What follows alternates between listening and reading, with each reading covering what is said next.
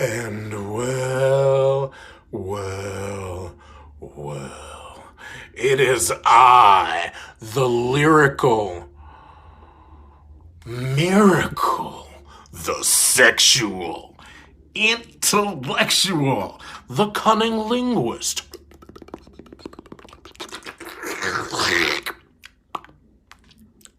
and the quintessential stud muffin, Joel. Meanwhile, your mom was like, don't stop, don't stop, don't stop, as I continued to please her.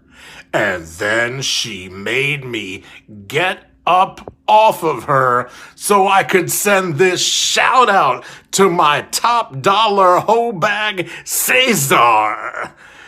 Gertner and Cesar, you're not the only one. I don't want the rest of you to feel like you're underappreciated or forgotten. So this also goes out to my hoe in training, Bretsky Gunn. And your mom enjoys the semen of mine that tastes quintessentially like sangria. This shout out also goes to my mega pound ho mangria.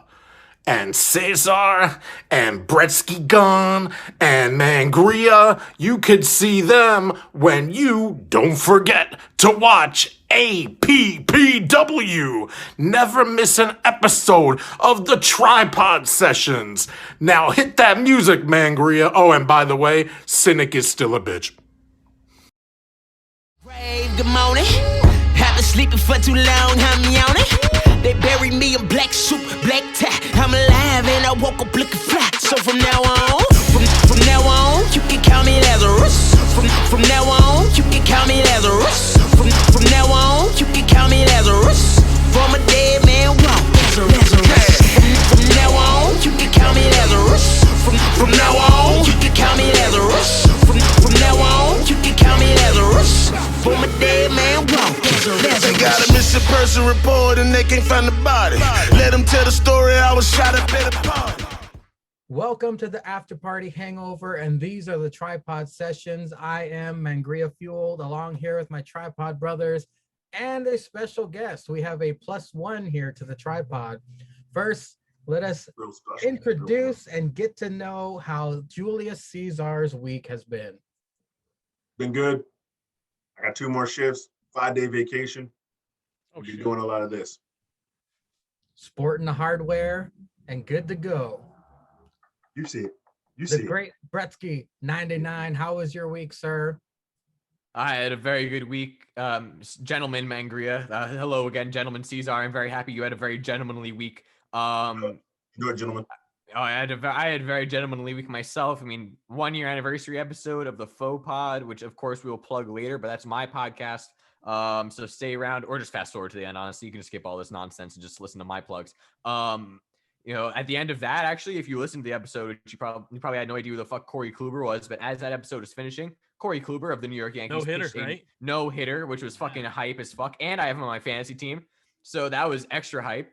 Then the next day, the Yankees turned a triple play, the first team in MLB history since the Cardinals, September 1983, to turn a triple play and have a no hitter within the same 2 games, which was awesome as a Yankees fan. They're finally getting back on track. I'm trying to think what else. APPW Dynamite Season 2 came out. A lot of fucking other incredible shit came out. I mean, NXT Dynamite wasn't as bad as it usually is. It's been a great week. And hey, I appreciate you dressing up for the occasion as well. Of course. Gotta rep the colors, gotta rep the brand. Hashtag for the brand. Pat can't be here, so I'll fill in. And everybody's favorite SRAP host has invaded the Tripod. He's sporting his gimmick. He's drunk as well, sunburnt and all. It's After Party Jake. How's it going, my friend? As you can see, I also dressed up. I dressed up for the awards tonight. I'm very excited. Chilling me hanging out. I'm happy to actually be here. my plans ended early, so the plans that I made to not kill myself. Damn So now I know. Someday, Caesar, don't worry. The day is I coming. got hope. It's the only thing Quickly keeping me going. approaching. Don't worry. But Only thing keeping me yeah, going. I'm here. I spent a day on the lake drinking, and yeah, it was a good time. Before we move on real quick, I just want to say, you know how they have like those shirts or something? It's like remember like 1-800-FELLA, like for Yeah. Seamus and like all that stuff. Can we have an APPW shirt for Jake, but just a suicide hotline number? Jesus. Yes, yes, we can. No, it's an anti-suicide hotline number because it's just Tell Jake's you to number. kill yourself. Just It's like, Jake's oh, number if you want to kill yourself, and then he explains how shitty his life is. You're like, I'm not that well off. I mean, I'm Man, well. it's not that Oh, bad. he just plays an episode of the SRAP where Zank is actually gone and he's by himself. That doesn't happen. I would never do that. Well, as they have mentioned, ladies and gentlemen, it is now time for the APPW Year-End Awards. Is that why he's here? Just for this? Maybe. We are going to kick off this award show with the very first award for the what the fuck moment of the year. If you're listening on audio only, Mangria held up a sign that said WTF moment of the year, by the way. I had to come on the podcast and see how many awards I won. So I hope you don't win any. Weren't you nominated for only one? everyone fucking hates me. Like, that's the point. No, we all hate Cynic. We tolerate. Oh, that's true. That's fair. Everyone hates him. Most barely people hate tolerate me. you. Most people hate me. Fuck that guy. 5 minutes in and already the first fuck Cynic came out. Yeah, fuck Cynic. Rightfully Get that so. out of the way. And He won't the win any awards. nominees were Mhm. the death of Tiger royalty. Bretsky gets cloned by Jake. Forgot about this. So random. The million Nonsense. calorie heist. The fat finger poke of doom. And the mega pounder fiend. And the year-end award goes to Wait, drum roll. Yeah, sure. Jake clones the great Bretsky. Yes, Pink double win. Finger Bretsky distracts with 4 votes. The fat finger poke of doom was second with 3 votes. But congratulations to Jake and his captor. Jake and his slave, the great Capty. Bretsky, have won the what the fuck moment of the year. Oh, get man, speeches? I'm gonna we get order that shirt, speeches? Mangria. That shirt is cold. I love that shirt. Yeah. Same water. The Private Party has like 3 dope ass shirts. Yeah. Shout yeah. out to Private Party Can't see for it. their cameo of the year. Yeah, Oh, yeah, they that's definitely cameo win of the year. cameo of the year. Definitely Get- win. They definitely Them or win the New prize Jack. for that. Them or New Jack. No, Do we get Edward- speeches or Edward what? will. Do me and Well- Bretsky get speeches? No. Yep, go Oh. for it. Oh, Jake, God. Bretsky, tell me your thoughts on this segment when you first saw it, and Oh, there he goes. Just boast about it winning tonight. Well, I don't remember it, but when I saw it, it was hilarious yet again. I'm sure I laughed the first time, and I think it was a genius move to distract Bretsky with a clone of himself and then do absolutely fucking nothing in the match. Yeah, he kind of got angry at me for like looking at him, and he left. He And then I everything's left, sad. yeah. I must say from the bottom of my future collecting heart that I am stunned. I don't really have a list prepared of who to thank, but You can thank me first of all. No, not really. I'm gonna thank probably your father, who probably worked out the deal with the companies to get the cloning machine for you, because you're too lazy to actually go out and find it yourself. That's true. I would like to thank Jake for coming up with probably the weirdest and stupidest distraction of all time that did not actually work. So there you go. There's your thank you. Also true. And I must say, I was when I watched that for the first time and I was involved in that, I was like, what the fuck? And I think it's apropos that this wins the what the fuck moment of the year. So thank you to all of those who voted. Yeah, look at that, baby. We got an award. This is more prestigious than the fucking certificate that Cesar's got. I'll tell you that much. And I don't do it often, but I gotta give WWE 2K20 a little bit of props. That was Why? all the game. It was awful I though. did not choose the great Bretsky to come out there. Wait, really? Bretsky. Why did he have That my was- music? that But why was did he have the Mrs. all- music? That was all WWE 2K because you can turn interference Yeah. on but you can't pick who does it unless you go into universe mode. Wait, so why This was there was- another Bretsky? This was just Yeah. a straight up exhibition. I made the Power Ranger versions of all you guys. Oh, okay. Oh, wait, so you didn't make it separate attires? No, You just made separate characters? it's separate must have been. characters. So there's a Black Ranger, Caesar. There is a White Ranger, Jake. You know, I'm the White Ranger. Remember the decent Rangers that Yeah. I have Okay. a vague memory of that. But anyway, That's he fucking did, funny. He did act like Bresky. He ran away like a little bitch.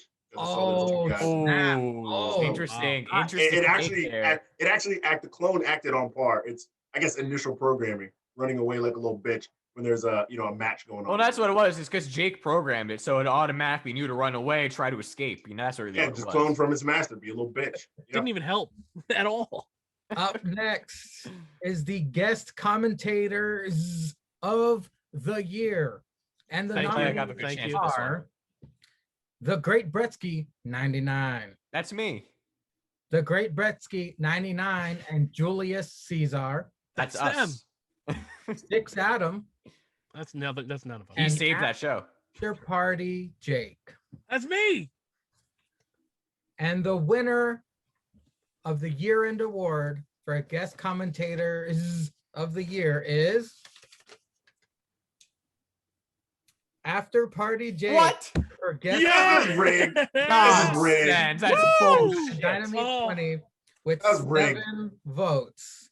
What? Who voted for this? Blew me the fuck Jake away. with his fucking other accounts. I didn't even use my other accounts. I could have. I didn't either. I could have Bretsky used my other accounts. and Caesar tied with 2 votes. What? Tied with the first one. The Great Bretsky by himself and Bretsky and Caesar both had 2 votes. But Jake, he won That's what it was. They 7. were split between us. How? So Shit is after rigged. Party Jake, do Shit is you rigged. even recall the Queen of the Ring tournament? I do. I remember. Yeah, You know, Hillary won that. That was an awful thing for everyone involved. I'd like to thank my people in Durkistan for really coming through and putting in the votes for me. Horseshit. That's I need to see that's the 2 screenshot awards of so the vote. far. I plan to sweep the night as far as being in all the categories because I was the best part of APPW throughout the year. Only one you should win is Woman of the Year, honestly. If I was Pretty much. nominated, I'd take it. Do you know why the people who told me why they voted for you? I do want to know. Wait, I'm they curious. explained? It's my fault because the way I edited. Oh, your you made him sound commentary, funny. The way, yeah, he said, Mangria, I couldn't be any softer right now. Yeah, that was the line funny. That made That is everybody funny. laugh, and they voted for him because of that. But up next, Yeah. You look at Sometimes that they hit. whole match, Juanita Greencard versus Dr. Britt Baker, Britt Baker? DMD. Gold. That is gold right That was there. all gold. It's funny. And we had to record it twice. up next, Yeah, because Mangria fucked up something. Oh yeah, we did. That's right. that's not the Mangria I know. No, up I'm next, sorry, the Mandria. Mangeria.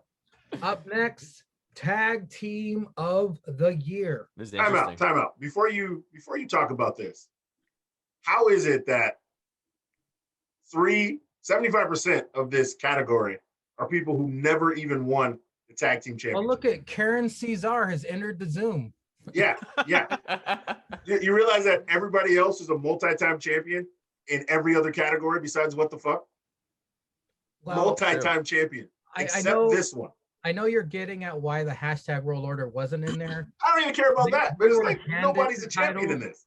They were handed the titles and they only had 1 successful title defense. Ooh. That's more than 3 of the other teams. Yeah, we never. Me and Sam never won it, did we? It didn't have to do with didn't think tag so. team championships. It had to do with records? the consistency and the appearances. Yeah, come on, Caesar. It's the ranking system. You love that shit. Relax, Caesar. Obviously, it's the ranking system. Anyway, the tag team of the You year could have the Lucha Bros in there. are They had like 5 matches. That's true. Matthew J.H. and Zank Oh, nonsense. Founder Inc.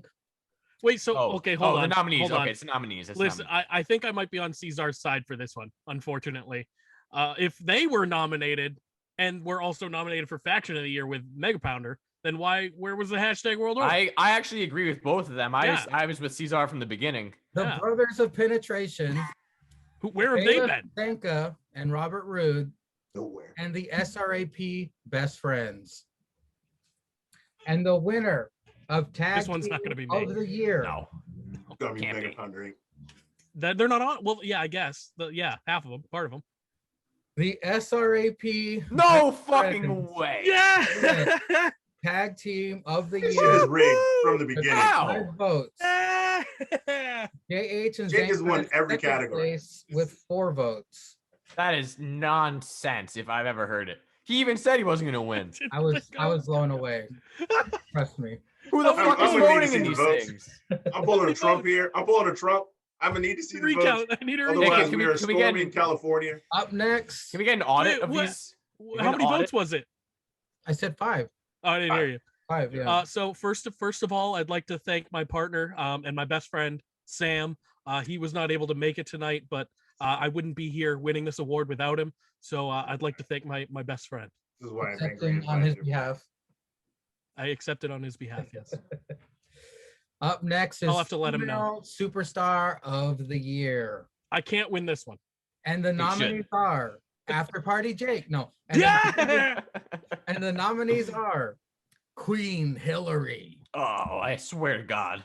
Juanita Green Card, Bruja Puta, and the Good Doctor Britt Baker, DMD. And the winner of Oh, Female Jesus. Superstar of the Year, Just don't Say be my Hillary. name. Say my name. Lord Jake. No. Yeah. With 5 votes, Juanita Green Card Yes. is the Female Superstar of the Year. Close second Yes. was the Good Doctor Britt Wow. Baker with 4 votes. I thought Hillary might pull it off because she had a year. She's Hillary- a horrible bitch, Phenomenal year. but she had a Hillary year. got 3 votes. Who voted for her? Me, I voted for her. Jesus. La award de APPW Female of the Year This es motherfucker. una gran honora. I don't even remember if these. Jackie, no. help. She's not. Man, I haven't taken Spanish in a few years. It's kind of rusty, but I've received word that that ICE is actually really happy about this, and they're really thrilled for her. So she's actually at the detention center right now, but they're throwing a big quinceañera kind of party for her. And they're actually providing the ice for all the drinks and all the tequila. So As they should. so everyone's very happy for her. You know, Good for I her. should do that. If they're gonna kick you out of the country, you should be able to get like a 12-hour party. They supply all the booze and ice to give you one good last time look at America before they kick you fuck out to whatever third world country they're sending you back to, whatever I like detention center. People just start crossing over just for their birthday. Just for the only. party. Just for the party. I'm Yo, going you to want the a free- border. You want a free quinceañera or not? Your dumb ass in this boat. Walk across these barrels, ho. Well, up next is Faction of the Year. I'm definitely winning this one. The only thing that Mega Pound could win is Faction of the Weird. This is a little strange. You tried. You tried. Yeah. The envelope is a little heavier than the Oh, other envelopes.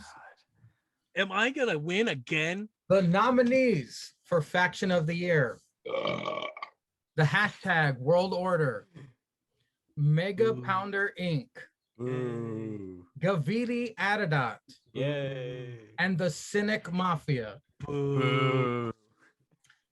And the Everyone hates those winner guys. Oh, it's for gonna be Cynic. Faction of the Year, the first ever tie Oh. between the hashtag World Order and course. Mega Pounder Inc. Wow. Okay, all right. They I'll each take it. got 6 votes.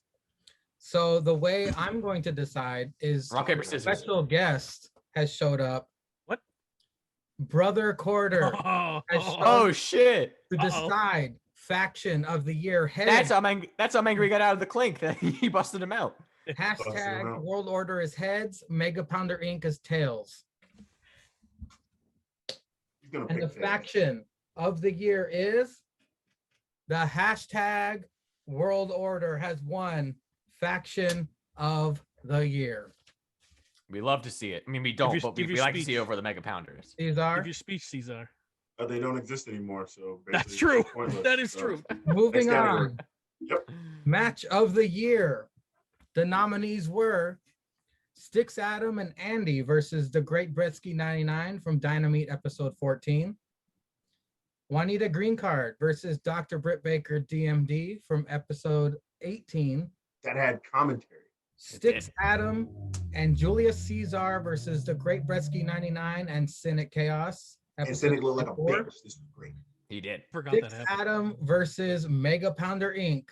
Dynamite, episode 27. The I would special like guest to say- looked like a bitch. The I would special like to guest looked say, a bitch. I would like to say before we announce the winner, I think that there should have been a fifth entrant of Julius Caesar versus the Great Bretsky 99 Decent Mania 2. I'm just saying. Or Zanka versus Jake at Decent Mania. No. Or I would Julius agree. Caesar versus Cynic Chaos at the first ever Dynamite main event. Or Cynic versus Peter Wayne Kent in that last man standing match. And the winner is, it's a landslide, by the way, Oh shit. Styx Adam versus Mega Pounder Inc. Get you some Dynamite shine. episode 27 with 6 votes. Get you some shine, Sticks. Stick know your what? drip in the house. This is absolute Technically- bullshit. I'll tell you why this is bullshit. Caesar, our tag match would have won if it wasn't for fucking Cynic being in it.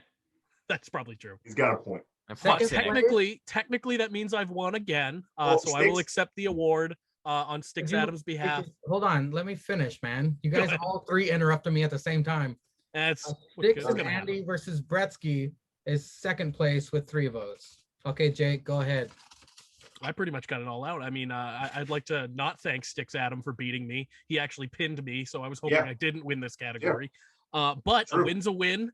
So far, I've won pretty much won every category except for the one that was dependent on a coin flip. All so, right. Technically, do you win because you got pinned in I was both in the the matches? match. No. No, I was in the In match. both the matches, you lost. So technically, the winner of the match should get the spoils I would say that. and the award. Oh, you know Match of what? the I year would treat it involved like me. the Oscars, and if I announce the winner, all 4 participants would get up and be like, "Okay, we accept this award." And that's And then how we'd fight. I'd say it, And then Styx would have fucking kicked all their asses again. pretty much. He did. And that's the reason I'd say he's the only other one that deserves male superstar of the year because he pinned Off me. with their heads. Let Up them eat next cake. is the final category, the biggest Uh-oh. award of the night, male superstar of year 1, APPW's year-end awards, and the nominees were Decay. Lord Jake, Styx Adam, Ooh. Andy with an I, the Great Bretsky 99, Ooh. and Julius _ Caesar. Oh, a stacked field, and Jake. And It the is. winner- This one's a tough one. The winner is with 34 votes total. What the world? Holy shit! The winner had 12 votes. Second Oh, place, I thought you meant the Oh, winner. I did too. Yeah, I was like, holy shit. 11 votes. 34 total. So Oh. the deciding winner was by 1 vote. Wow. Wow. The male superstar of the year, the Great Bretsky, Yes. 99, What? has won That is Male what I am superstar talking about. of the year. You know, Second? I Hold on. Oh. Second place, runner gotta hear up the losers. Gotta hear the losers. was Julius _ Caesar with 11 by 1 vote. Go I ahead, would just- Bretsky. I would just like to say, I'd like to thank the Academy. I'd like to thank God as well. God is good. He's Jewish. Jewish I would like to thank fine Cameron Grimes for allowing me to capital and kind of helping us mix our wealth pools a little bit so I can make that why you should vote for me campaign video on the Instagram at TGB99_APPW_official. You know, I think that video speaks for itself. I am the opportunity in this goddamn company. Everything goes through me. Whether it's win, lose, draw, Wins. everything goes Wins go through you. Well, I had a winning record, Caesar. So Who? I I had the best So record. did I. So no, you Like- yeah, no, barely. you didn't, Jake. Shut the hell up. I was 14 and 12. He actually was. Yeah, because he beat Ribby Wait, once. I was 14 and 12. No, you- I was, no, I you- was you way were more. like- You were you Yeah. had a better I was record. 12 and than, 4. yeah, Sorry, I was yeah. 12 and 4. Yeah. you had a better record. Anyway, if we could get back to the winner here, Yeah. if we get back to the superstar of the year, for the first year of Dynamite, if you I think may. they're playing you off. Hold on. No. Hey. I just, you know what? I would like to say, all of you who voted for me, I appreciate you. I don't give a fuck about you. You're still plebeians to me. But I appreciate you trying to get into the little Bretsky stock. The future is very bright, and we'll talk about Dynamite in a little bit. But Austin Gunn, looking at the superstar of the year, buddy. You're looking at the superstar of the year. You better step up your game. And Cesar, you better on that little piece of metal there tight, because I'm coming for that baby. After all, superstar of the year, 2021 talking. Oh, so you're gonna lose it again? You're gonna lose to me again? That'll be what, 5 times now? Let me think. I didn't know you could count that high, it's buddy. 5. I didn't know you could count that high. I can Gentlemen, because I've had 5 drinks tonight, and that's how many times you're gonna lose to me throughout the year of season 2. To set the record straight, Julius Caesar's record was 13-6, Bretsky's was 14-9, and Jake's was 14-12. Yeah, Jake doesn't matter. Not bad. That's not bad. That's better than I thought it would be. That's what losers say. That is what losers say. It's a winning record. I'll take it. See, that's like going to the bottom of the barrel of like the box of cookies or some shit and getting like the really demented one. That's my favorite and being place like to be. being like He had yes. like 5 cancer patient matches. No, so like we those don't- should we be don't- counted as like no, 0.2. No, And Jake bought a rib sandwich. Jake bought a rib sandwich, and Bretsky so almost did I. lost to the rib sandwich. We Like don't. it took him 12 minutes to beat a rib sandwich that Jake beat in 2.5 minutes. You know what it was, Cesar? Is that You know what it was? It's You like suck. it's like I explained on the next Dynamite. The rib that Jake got, they went all expenses out for. They got like that really soft, falling off the bone meat. But I had to get the one from the dollar store because I'm not going to spend that much money. So it was really tough, really hard, and added street cred. So it took a little bit longer, but I gave all those cancer, AIDS, COVID patients the chance to shine. I gave all of them Chat. Well, we know the votes didn't come from them because they're all dead. Because they're all dead. Yeah. It's No, funny no, how the two guys with the most matches were both guys who sucked the balls of the 1,000,000-calorie Mitch. Whoa, I think wait. that's funny. Why did I think suck the balls? that's funny. The 2 biggest dick gobbling suckers are the 2 guys who had the most matches. Yeah, and who If I got the remember most correctly, opportunities. If I remember correctly, we were in the same fucking boat against the 1,000,000-calorie man. So I don't believe I was. Oh, yeah. The second half of the season, you were sucking his balls when he was feeding you cancer patients. I did like that actually. You guys have both I seen bet you Dynamite, did like right? sucking his balls. We have seen Dynamite. So We have now seen you that. know that I too am no longer. Yeah, we don't associate with you. Oh well. Yeah, so I mean, guilty by association. Being said, Guilty that- by my man, association. my Gentlemen. man. You know what? I hate you some bitch, but sometimes you act correct. Sometimes you act correct. I stand alone. That I'm a is my lone wolf. favorite. That is my Sure. favorite line. What My was favorite your- line from the fucking guest commentary. As much as I love the cynic, you're still a bitch. Is when you're just like, yeah, no, you're right about that. This is Tony Khan level of ugly. I mean, you gotta agree with the right comment. This is Tony Khan outfit.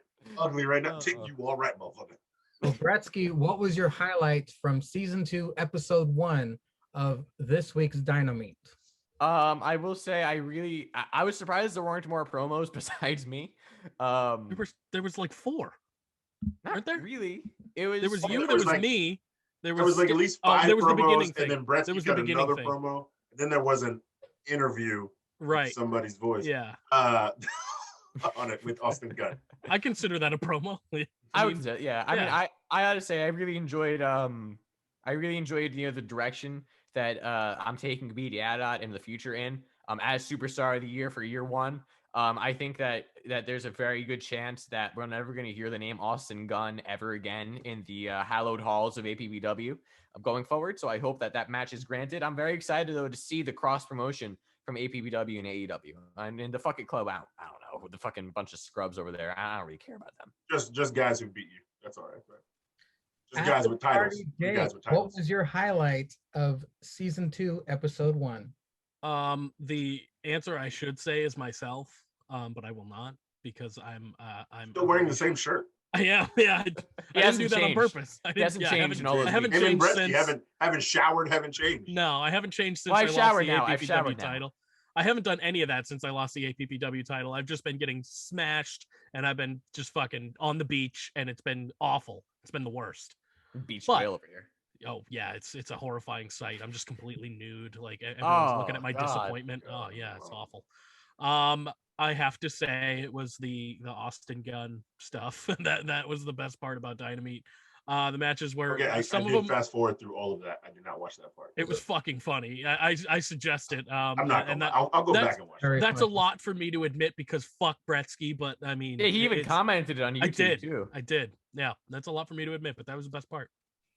Well, Caesar's fast forwarding through this like a porno, but did you catch anything or like anything from this week's Dynamite? I saw two white guys who both lost title matches cry about it, talk about how they don't shower, especially one fuck boy on this podcast, and then this other drunk fuck boy on this podcast right now currently. Talking about, oh man, if he'd have just laid down, I would have been all right. This motherfucker said he went from 100%. Let me put the title down. I want to disrespect it. I want to disrespect it over here because I know about the disrespect that we have on for certain shit in this podcast.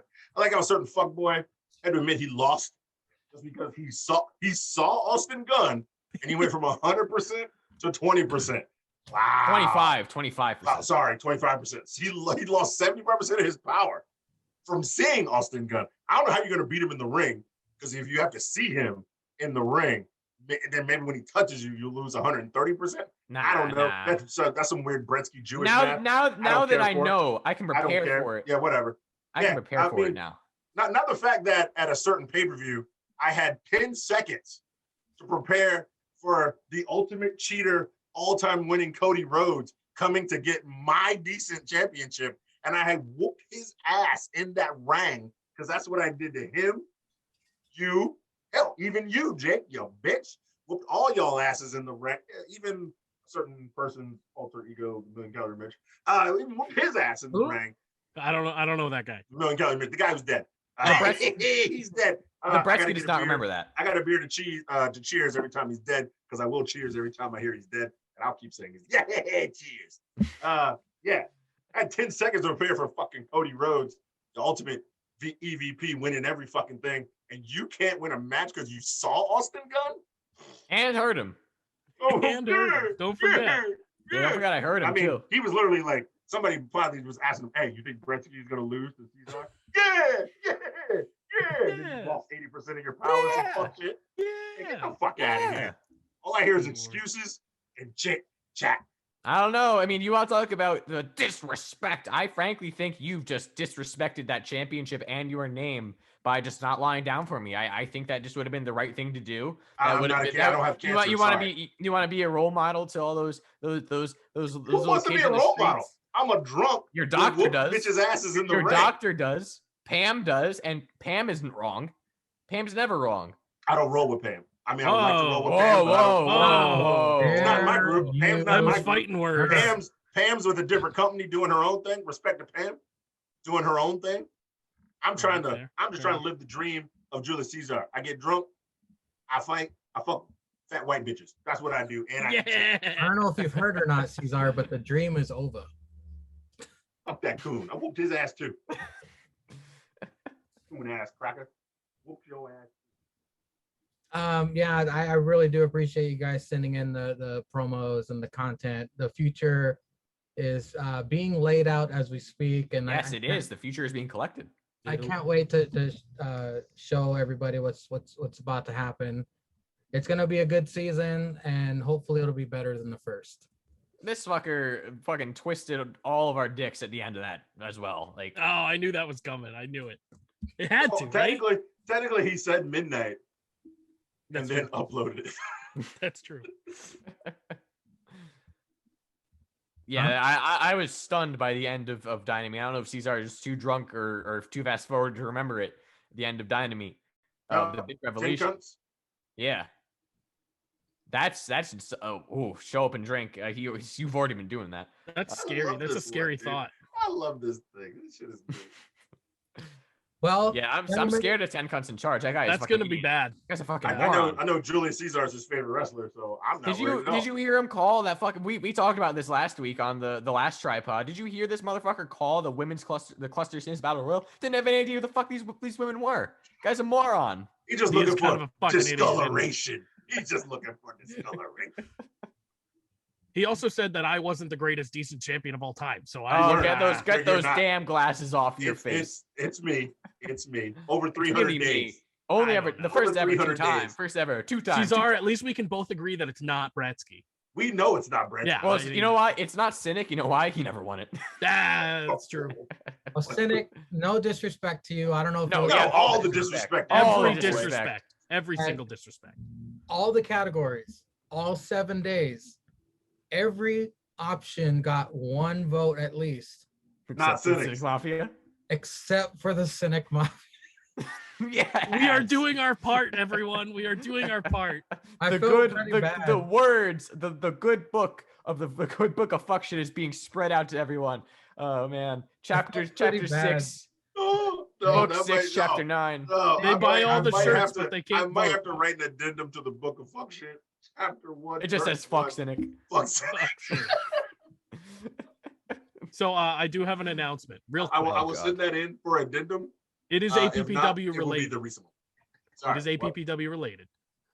Currently at shop.spreadshirt.com / shit. still real after party, Oh, you shit. can buy the new factions t-shirt, the Fuck It Club.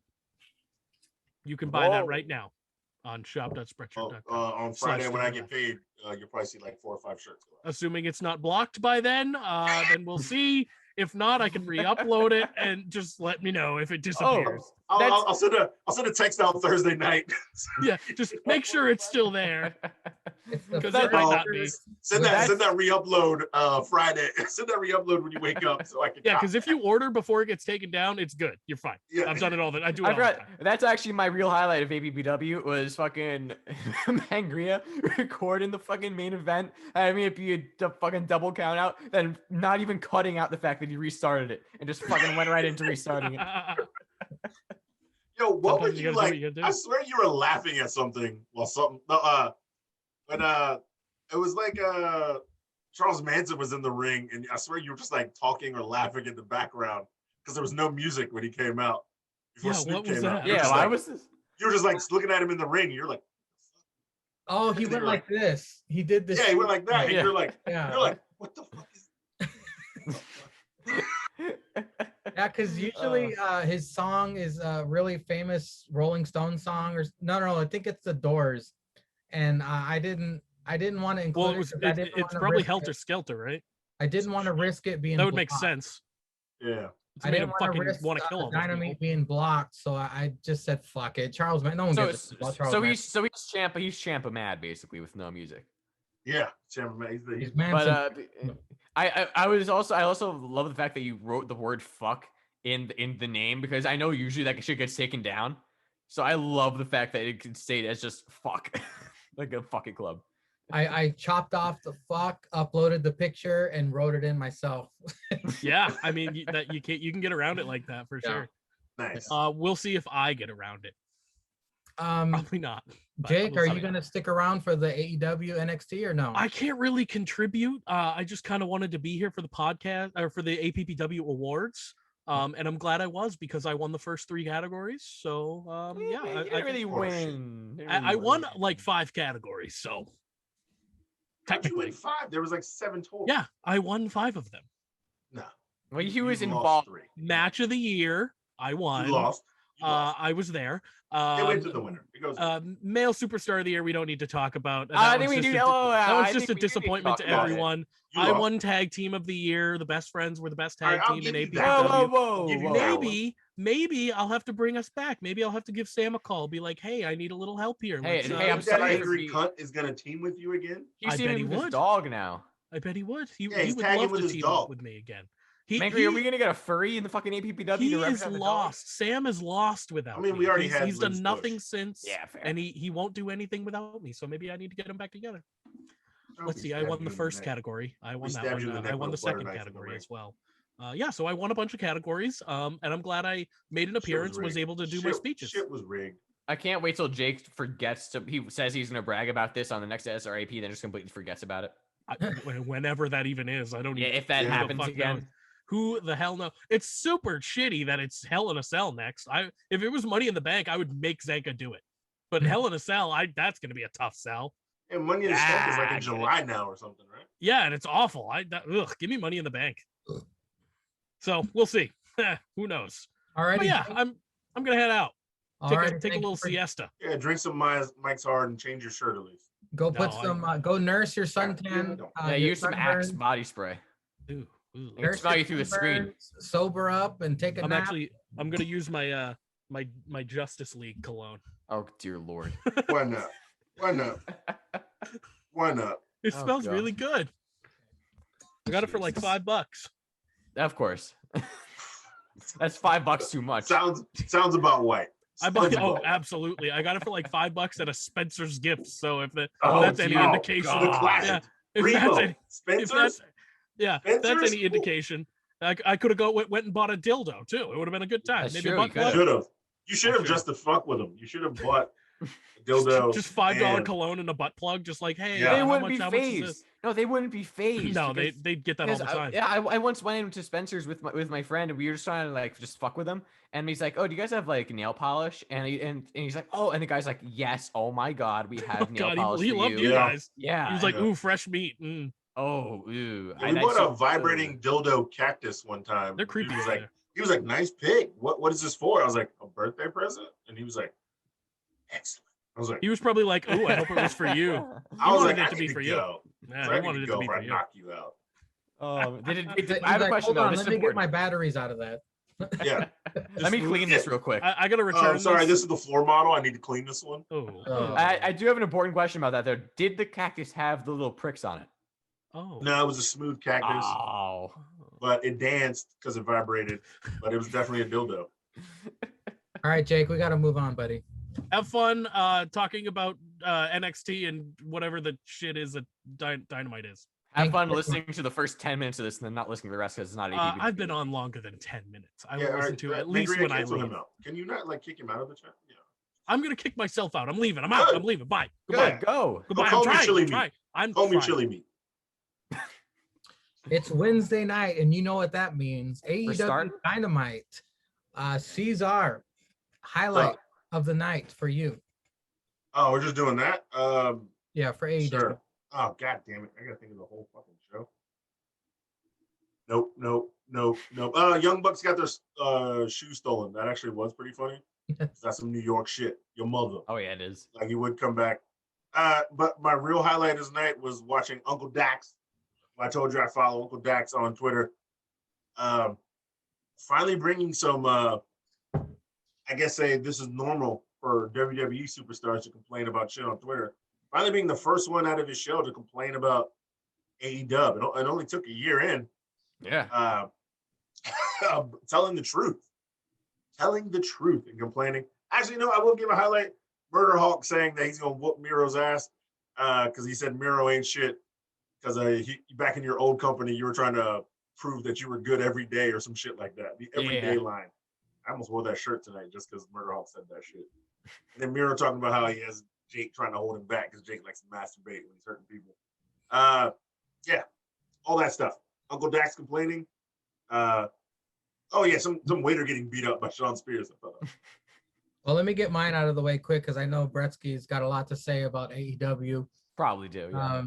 Wait, Of course, it's the good Dr. Britt Baker, DMD, with Rebel, not Reba. She comes out to start off Rebel versus Hikaru Shida. Best music in the biz. Dominates, even puts on a black glove, mocking the good doctor. Dr. Britt Baker, DMD, distracts as Rebel, not Reba, cracks a crutch on Shida's back. Shida ultimately wins with the stretch muffler. Dr. Britt Baker, DMD, curb stomps that bitch on her own title. That was my highlight of AEW this week. The Great Best 99. What 99. was your highlight? That's Superstar of the Year to you. But I gotta say, I think that this is a better episode of Dynamite than there has been in a while. But that being said, it was still bad overall. That being said, the go home shows next week is gonna suck ass. Oh, it's gonna be horrendous. Always. I really enjoyed Mox and Eddie versus the Acclaim. Man, that Acclaimed rap. Oh my god. Jesus. So Right. I think everything about this though is good. And I want to save the Acclaimed rap for last because that's just it deserves to be last. The promos before, not the rap, but like they caught up with them like outside from like way before the show. Both of the guys were good. Like Mox and Eddie, I love them as a team. I swear they riffed, and it's brilliant. They had to. They absolutely riffed. They absolutely had Yo, are we invited to the super kick party? I don't throw super kicks. Do you throw super kicks? I don't throw super kicks. So Do we we have invited to to- the party? Do we have to throw a super kick to be Super invited kick to to be said invited to- party? I don't think so. I think it's just a party. Oh, so good. So good. I love them as a team, and the Acclaimed also had the really good promo before. Then Mhm. obviously we'll get to the rap, but they also had a good match. I will say with the Wild thing though. It's actually a remix now. Yes, So they there's like, remixed it, so it's Yeah. better. It is better, and I do think that this is their tag team theme. I hope, because I haven't seen anything that Mox's actual theme isn't going to be taken away for like when That he's shit went regular through? Mox. What? Sorry. What? I think me and Mangri are reacting to the same Yeah, I was thing. gonna say something, but I didn't want to interrupt Brexy. Oh, well, we interrupted you enough. Go ahead. What were you saying? The shirt got taken down. The fucking Yeah. club got taken down. Already. That's incredible. Already. Oh man. Already. I think Wild the remixed Wild thing is way better. So that was fine. They had a good match. I mean, it wasn't a phenomenal match, but it was a very good match. I do like Mox and Eddie as a tag team. I think it was very well paced. It got everyone to look good. But yeah, oh my god, that rap. Basically, so I went on Instagram without having watched Dynamite yet, and that was the first thing on my feed. So I saw it. I'm like, oh, let me see what this is. And when Platinum fucking motherfucker, Platinum Max. he in my mentions to give me some oral sessions. He did the fucking hand. Oh man, even before that, it was great. Fucking calling his Eddie looks like a box of Newports. Oh my, and Mox is fucking lighting up like a fucking fake cig. It was all great. Did you see Renee's tweet? No, I didn't see it yet. What'd she say? She was like saying something like get some wins up, win some titles, and get a blue check by your name on Twitter, then maybe I'll have you on the pod. But good luck to you, kid. Hold on. The best. Hold on. I will actually look this up because I know somebody wrote like Renee. It was fucking funny. She posted it like right after the match too. Like right after somebody mentioned it. Oh, man, Renee's great, but no, I think this was great. Also, fucking Bowens at the end. What? We're talking about the podcast. That was great. About the podcast. Oh, it was so good. Bro. I am such a big fan of the Acclaimed. They deserve all the titles. They're the best tag team they have in that division. I am such a big fan of the Acclaimed. Another thing I just want to get, because we never talk nicely about AEW on this show, so I want to show that we do actually talk nice about things when we like them. Sorry. So here it is. She put the gift of Conor McGregor with, who the fuck is that guy? She put the gift on the tweet and said, let's get you a blue check first and some dubs, and we'll look into booking you in the fall. Thanks for the plug though, Platinum Max. And then she wrote in parentheses, here are new episodes every Tuesday and Thursday at the volumes. After the match was done, Mox and Kingston went backstage with them and they're like, dude, that was good. Oh yeah, they high-fived after that. Kingston had to high-five him on that shit. Oh yeah. Oh, that was so good. But just because, like I said, I want to show that we actually do like things that AEW does every now and then. Frankie Kazarian being a fucking psychopath. I think Frankie Kazarian's next AEW I'm ready champion. for evil, mad Frankie Kazarian to come back. I'm saying it right now. Frankie Kazarian next AEW World Champion. I think that they should. I think he'll win the TNT title first, but he should definitely win the world title before he leaves. I think he's gonna go past TNT. I think that because actually this has been one of the better stories they've told, and because they've always mentioned the entire time that Dynamite's been. I'm saying that he's already a tag team champion, so he deserves the respect to win the Triple Crown. Oh no, absolutely. I think he should win the Triple Crown. I think he should go for the world title first though, because I think it just makes more sense. Okay. Because this is one of the better stories they've told, because they've been telling us the entire time throughout Dynamite's history, and AEW's history, of how SCU and the Bucks, So I think it was very well done. Now they finally continued it. They ended it. They actually showed the respect. They showed CD and Kaz shaking hands, dapping each other up, and Kazarian just being like, "Fuck the Elite. I'm going to kill every single one of you and show you what it means to get your heart ripped out." Holy shit, dude! I hope he saves Kenny for the end. I hope that it's like a fucking Kill Bill. I want to see a Kill Bill. See Hangman beat Kenny for the title, or would you rather see Frankie beat Kenny for the title? Frankie. I think Hangman needs to be TNT title picture for right now with Dark Order. I think he has to wait. I think that you can. He brings it back to the Dark Order. Yes, I think you save that. I think you save Hangman Kenny for a while. You can even have Kazarian win it, and then like for a month, and then have Kenny win it back from him at the next pay-per-view, something like that. But I think that Kazarian is so fucking good in the ring, on the stick. This promo was great. I just want to see a Kill Bill style thing where he takes out, Nakazawa. He takes out, I don't listen to JR's advice, Brandon Cutler. He takes out all these fucking guys by himself, and he gets to Kenny because we all know Kenny's not losing. And I hope he wins it, even if it's just for one fucking cycle of pay-per-views. I want Frank Kazarian to beat Kenny. Would you want him to team up with Scorpio just one last time to beat up the Bucks? No, fuck, Scorpio's dead in the water. Yeah, but that's what I'm saying. So, like, if Scorpio went face again. In that case, yes. Yeah, if Scorpio went face again, well, just I think Kazarian beating up the Elite could be stretched out. Oh, yeah. Even he could go to ROH and beat up the Good Brothers one-on-one. Stretched out. Oh, I'm absolutely. saying when it's time to take out the Bucks, because they never really wrestle one-on-one. Would they still be SCU, or would he just be like, no, this is... No, fuck it. We're just two guys. I need a partner. I need a partner. If my man's is hurt, SCU has to break up. You already left. Look, just team with me one last time. I just need your help to beat these fucks. Or even if Scorpio's a heel, you're like, yo, you still hate the Bucks though, right? He hates everybody. You're the face of the revolution. I'm the man with the talent. Look, we did this once before. We were better than them in that tournament. I need you to help me take these fucks out for good. They fight at like a pay-per-view or something. It could just be a grudge match for all I care. It could be a tornado tag for all I care. But I want to see. He's like, I need you to bring the hurt to these fucks. I thought for sure that Bretsky was going to come out of wait. I know exactly what you're going to say, and I'm saving that for last. I know exactly what you're going to say. I'm staring right at it. I'm like, I know exactly what you're going to say. I know exactly what you're going to know, because that's best for last. Okay. I think, yeah, absolutely. They need to stretch out Kaz. This is a great story. I think Kaz should be the next world champion, beating Omega. Anyway, I actually enjoyed the Miro shit at that whole segment. I think Miro this is his best promo yet. I actually enjoyed this.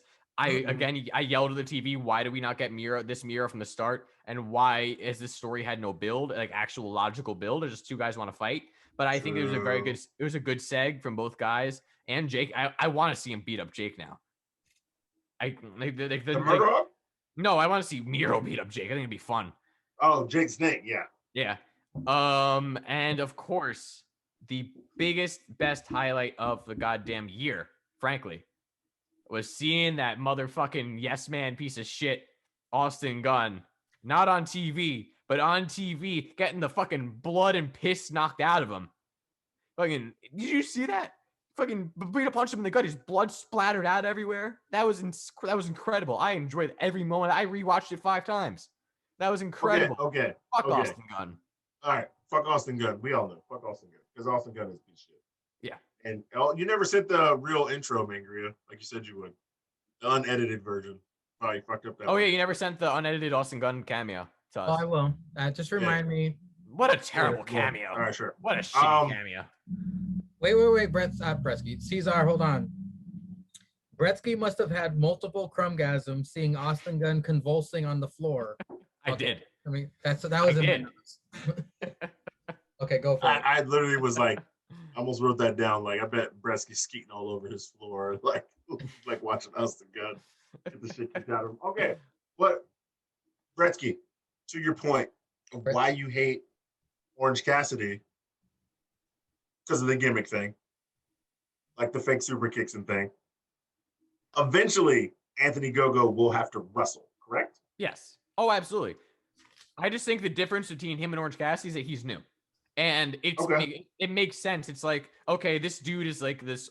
Also, by the way, randomly 78% blind. What? That was kind of dropped on us out of nowhere. Oh, yeah. His left eye is fucked up from boxing, Yeah. which is a good boxing thing to say. Yeah. So I get that now, but like I was literally I was like, I was thinking I'm doing all this offense. So okay. It's like he's protective of the left. Yeah. So that's why he had his left up the whole time. I was like, all right, I get that. I wish they had like mentioned that before the match. Beforehand, though, right? Yeah. Like not just kind of random. Like also because Jared's like just so casually, he's actually 78% blind. Technically, like the first time he was in defense mode. Oh, he was always knocking motherfuckers out. Yeah, no, I get that, but I think because the thing with the Go-Go though, right, is like he's just this big boxing superstar from England, and he's coming in and he's all cocky, all arrogant. And he's just like, I don't need to fucking do anything. I'm just gonna punch you in the gut and win. And he also, I don't know if he fucking knocked him out in the jaw as well. So he actually did do that, which I really liked. Not just because it was Austin Gunn, but I mean, I think that he has time. Did you to develop watch it today? Yes. Oh, you watched it today? Yes. Literally, the last thing I watched before I came onto this podcast, about 2 seconds before, was a Dynamite. I knew you were hyped for some reason. Yeah, no, I watched the second hour of Dynamite this morning. Yeah, no, I think Gogo has time to develop into a guy who can wrestle and like actually do shit. Okay. Like Orange Cassidy was doing this shit for like 2 years at this point. All right, you know? I have a follow-up question to that. Yeah. All right, I understand why you hate the Orange Cassidy like fake trying thing, but are we not just gonna like write this off as to like gimmick? Because if I think about it, I thought about this today at work. Everybody swings after the 2 shoulder tackles from John Cena. So for 15 years, he's been doing those 2 shoulder tackles, and even still, you're like, no, don't swing, and it leads to the back body drop in the 5-knuckle shuffle. Are we going to get to a point where you just accept it, like we accept that it's a part of the gimmick, it's a part of his moveset, it's a part of what happens? Just like we know that every time Austin slings somebody into the rope, there's like a 30% chance he's going to Luthez press and give him the fist. We know Rock's going to hit a spine buster and follow it up with the people's elbow. Are you not going to accept that it's going to be a part of the match? Or you really just hate it altogether? Well, the difference also in that aspect is that, and I agree, like you always say, like, oh, come on, like, don't fucking swing. You're gonna spin around. And, how many times have you said it? I know I've said it over 100 times. Yeah, or like when they're just like standing there, like kind of squat, like crouch, is like, don't get up. You're like, don't swing, and then they swing, and he's like, exactly. I absolutely agree with that. However, the difference between that and Orange Cassidy, there's a couple of differences between that and Orange Cassidy. The first is that those, like when you just talking about the John Cena thing, right? Yeah. It's shoulder tackle, right? And which usually comes later in the match, but Orange Cassidy does his fake kicks at the beginning of the match. And remember that match against Jericho, he did not fake it the third time when he actually backed up. Yeah, he slung a real super kick to throw off Jericho. Yeah, but no, in the Cena's, right? It's towards the end of the match. It's shoulder tackle, and if you just like suspend disbelief, right? It's like I'm the Miz in this situation or whoever he's fighting. I'm that guy. I'm all sorts of discombobulated. This fucking 300-pound mountain of a dude just shoulder tackled and just fucking shoulder tackled me twice. And I'm like, oh fucking where am I? Swing. Like that makes, obviously, like as a wrestling fan, like we're all smart to it for the most part. So like we know it's like why would you swing? It's all we know, but it makes sense. It makes more sense. It's like, okay, he's been in a long, grueling match. Same with Austin. Like all that shit comes at usually at the end of the match because it's like signature stuff. It's like, they've been in a long, grueling match against a top tier talent, guy who can easily kill any one of us like in 2 seconds. And it's like they're all listening about me. They don't know what the fuck's going on. So I'm gonna swing, or I'm gonna bounce back off the corner and take the Fez press, or I'm gonna lie down after the spine buster and not move because I'm too tired. And here comes people's elbow, that kind of thing. Yeah. But with Orange Cassidy, only one person has moved. I think it's been Austin. Yeah. Oh yeah. But that makes sense because it's another top tier talent. With Orange Cassidy, like you said, it's at the beginning of the match, and the guy should not be like discombobulated or like this mountain of a man just shoulder tackled me or spine busted me or Luthez or whipped me into ropes. It's like, okay, I'm standing across the ring with this guy trying to size him up, and he's doing this nonsense kicks. Like I'm 100% at this point. Why would I not just fucking knock his teeth down his throat? Right. I mean, but I'm thinking it's more psychology because think about everybody who has knocked him down. That's when he gets mad and he gets amped up and he gets that crazy white boy power, and then that's when the match starts. Like that's what I'm really just trying to say. No, I understand that. I think I've just more accepted it as like it's part of his moveset versus like, yeah, I get it, that's his gimmick. But some people he really wants to beat the fuck up, and when he does show up, those are great matches. That's going to be Jake's finisher, by the way. When the AEW game comes out, I'm going to make his finisher the Orange Cassidy kicks. Orange Cassidy kicks? Yeah. But no, I really get it because it's the beginning of the match. But yeah, all right. Sorry, I'm angry. I know. Let's move on from AEW. We've talked way too much about that. Up next is NXT. Tony Booty Storm NXT. versus Zoe Stark. Tony Booty Storm, pants, not trunks. Sad face. Ooh, Zoe ooh. Stark, -5 stars. everything under her titties is thick. I wrote that. Sick apron bump. Oh, no, pause. Lower back. No, I'm gonna get through this. Sick apron bump to Stark's lower back as Booty yanked her leg off of it. Booty follows up by delivering that fat ass to Stark's head on the steel steps. Booty clearly working on the lower back of Stark. Stark regains control before the commercial break. Picture in picture, Booty tries to get a count out victory. Stark makes it in the nick of time. Vicious kicks by Stark to Booty coming back from break. Stark counters Storm Zero into a pin, but ultimately nails Storm Zero. But Starks kicks out at 2 6/9. No. Yeah. Booty wins with very unique twisting Sambo suplex finishing move. I don't know what it was like a judo hip throw to a DDT. Yeah. It was really fucking cool. Really cool. It was cool. The lights go out. Frankie Monet and her bitch appear and steal Booty Storm's thunder. Brett's gonna think of the kick. That bitch Frankie Monet, bitch winner. NXT. I enjoyed this. I mean, I did not enjoy the pants, but I did enjoy this. No zoom in on the butt. She was forward already. They got the intern to do the camera work today. Yeah, can I get some new cameramen? It was Jake Atlas. Fuck boy. That fuck boy. I like how he was on Dynamite and also on the fucking NXT card. I love that. But yeah, I enjoyed this. I just love the fact that NXT will give their women storylines, and they're good storylines, even if they're not in the title hunt. Like, just good stories. Like they're not just stories for the sake of like, oh, we'll get the women out there so the people stop yelling. It's an actual story. Like there was an actual reason for why Zoe Stark and Toni Storm were fighting, and we cared why they were fighting. So and there was like there's like stuff that could happen as a result. So I think I love that about NXT. It's one of the best things about NXT in their women's division, because they recognize how deep it is and they do shit with it. They talk about it all the time. Oh yeah, they do, and they should. I think this is a very fun match. I like the ending in particular, and I'll tell you why. Because I believe last week about how finishers need to be more protected now. And I don't know if she's transitioning from Storm Zero into that finisher. That's not a bad signature move to have that Storm Zero, though. Yeah. Or if she's doing like two finishers, like one, either one will get you. But what I really enjoyed about it was that Zoe Stark kicked out of Storm Zero and then did not get any other offense in, just took the other move and went down. Took the other move and because like she had the strength to kick out, but she didn't have the strength. That was like her last gasp. Yeah, that was her last gasp. Yeah.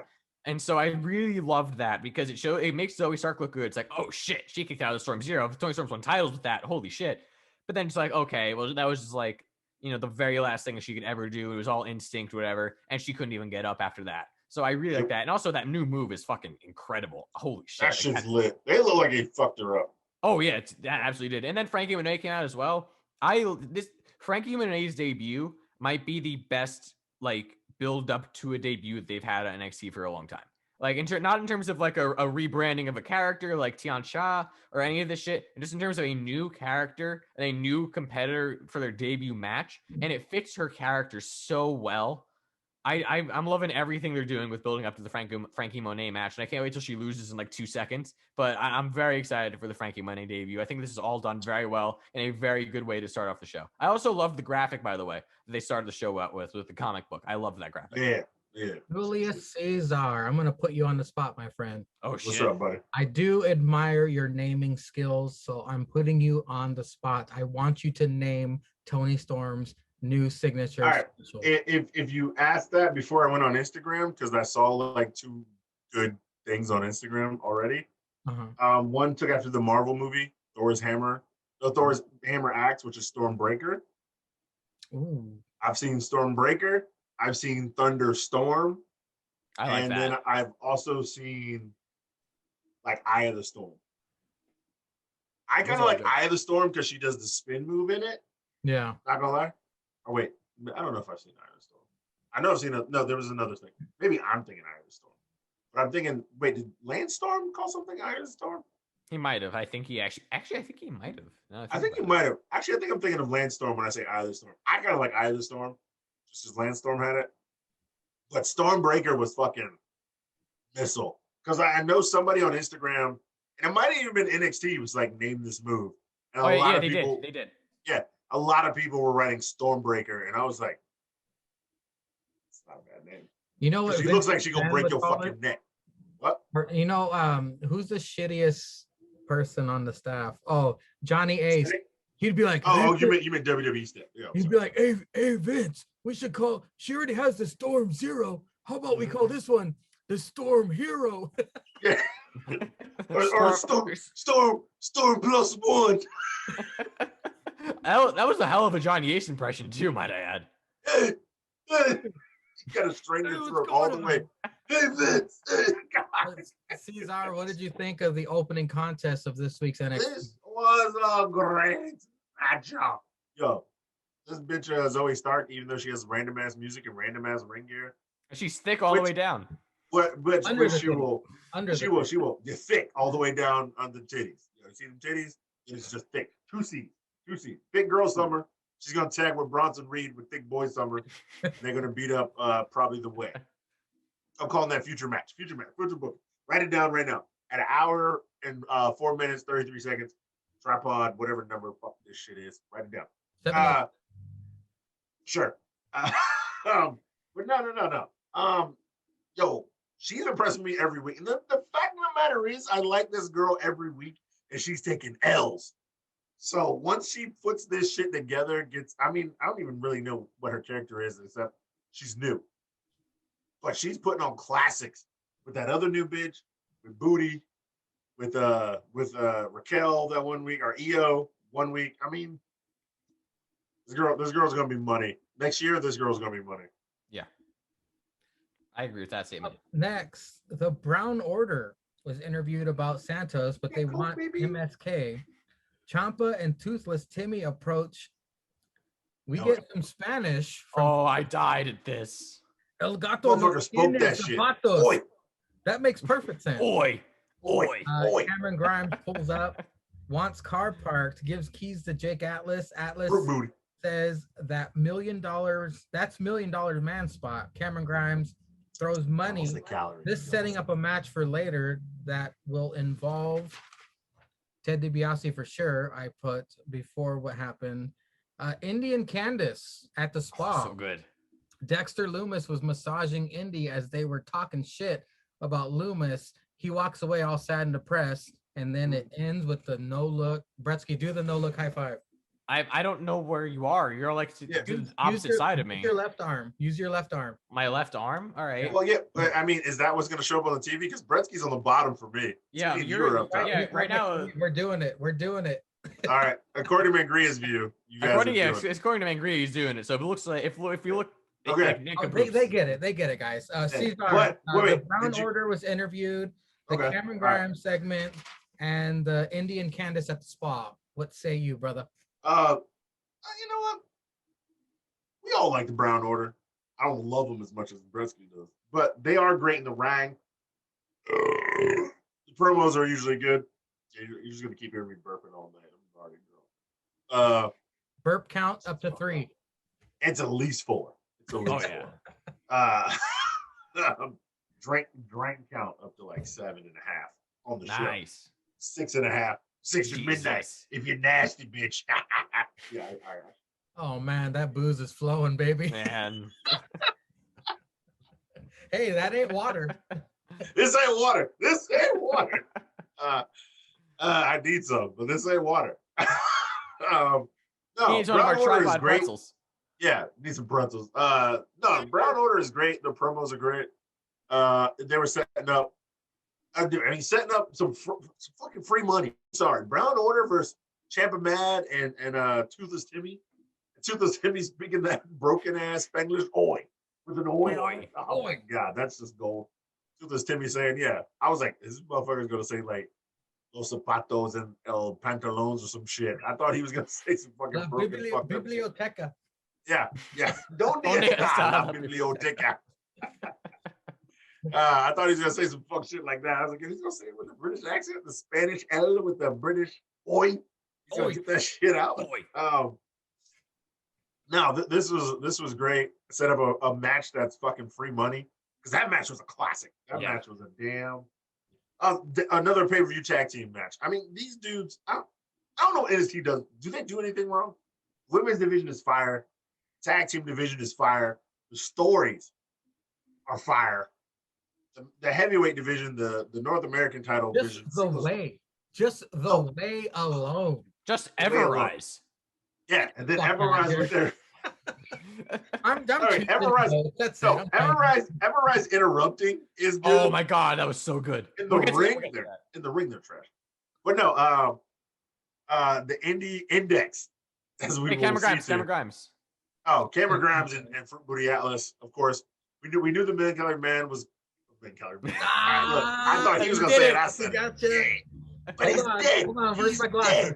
Where's my glasses? No. He's dead. Ted DiBiase shows up and he takes the front spot. We knew he was going to be there because they promoted it last week or throughout the week. And he just throws Jake Atlas's keys. See, that's why I can't be in NXT.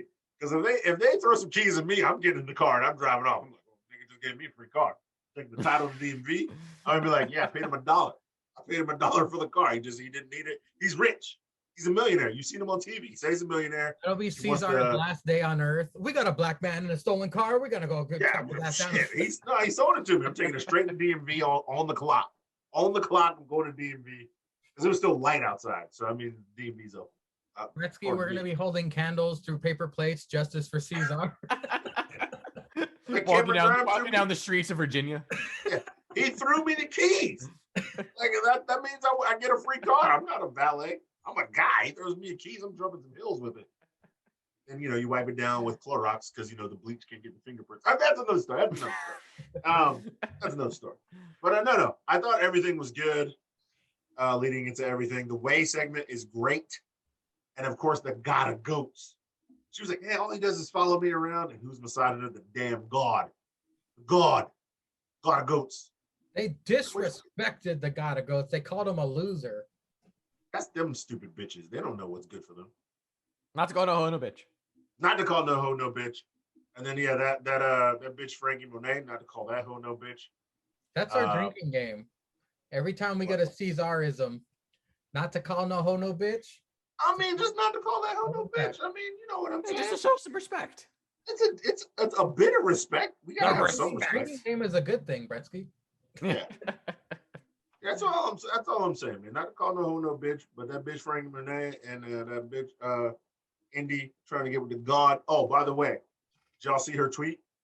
Where she tweeted, check your DMs. But did you see Dexter Lewis's Instagram? No. He was chilling in a chair with a drink in his hand. Yeah. And he said DMs checked. And he tagged her. He tagged her. And I almost sent y'all the picture of the try. I still got the screenshot. That's why he's the God of Goats. That's why he's the God. And this one's for you, Dex. This one's for you. Damn. Keep the name change. This one's for you, Dex, the God. Bretsky, we had a trifecta of all your favorite things on NXT. Go ahead and comment on back to back. Everrise wasn't until later. No, but Jesus. Gotta love him. Everrise rules. Anyway, we'll get to that later. Yeah, I think that this is a very good role from Legado de Fantasma, and shut the fuck up, man. Hey, because I think for a few reasons, because I don't. And I don't want to. I honestly can't remember for the life of me. I want to say it's Mendoza who has the thicker Spanish accent, doesn't really speak English as well. I can't tell. Oh, I don't. Death Row Records. He's wearing a Death Row Records t-shirt. Sorry. Yeah. I don't remember which one, but the one that I feel bad for not remembering, but it's off the top of my head. I can't think of it. I like it because he doesn't speak a lot, but when he does, it's like you can tell he's trying. And it's not great, obviously. I mean, it's tough for like a lot of these like Nakamura and all these guys who don't like speak English as a first language. Like I get it. Like it's tough to cut an English promo. Wait, which one was it? Was it Brown or Order? Which one was it? It was the short one. It was Order. It was Order. I know, but he spoke. Okay. He spoke well, and the other, and the tall one.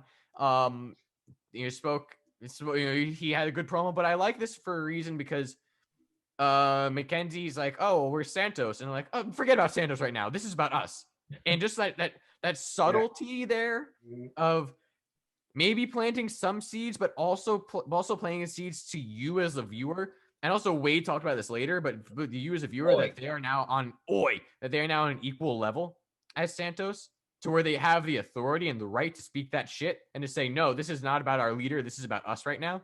I think that was great. And then, Ciampa Because match. they're booked as a trio. So, like he said, when one of them rises, all of them rise. Yeah. And then, Toothless Timmy, when he said that, I was like, the cat puts on what? The cat puts on pants? The cat puts on the shoes? What in the world?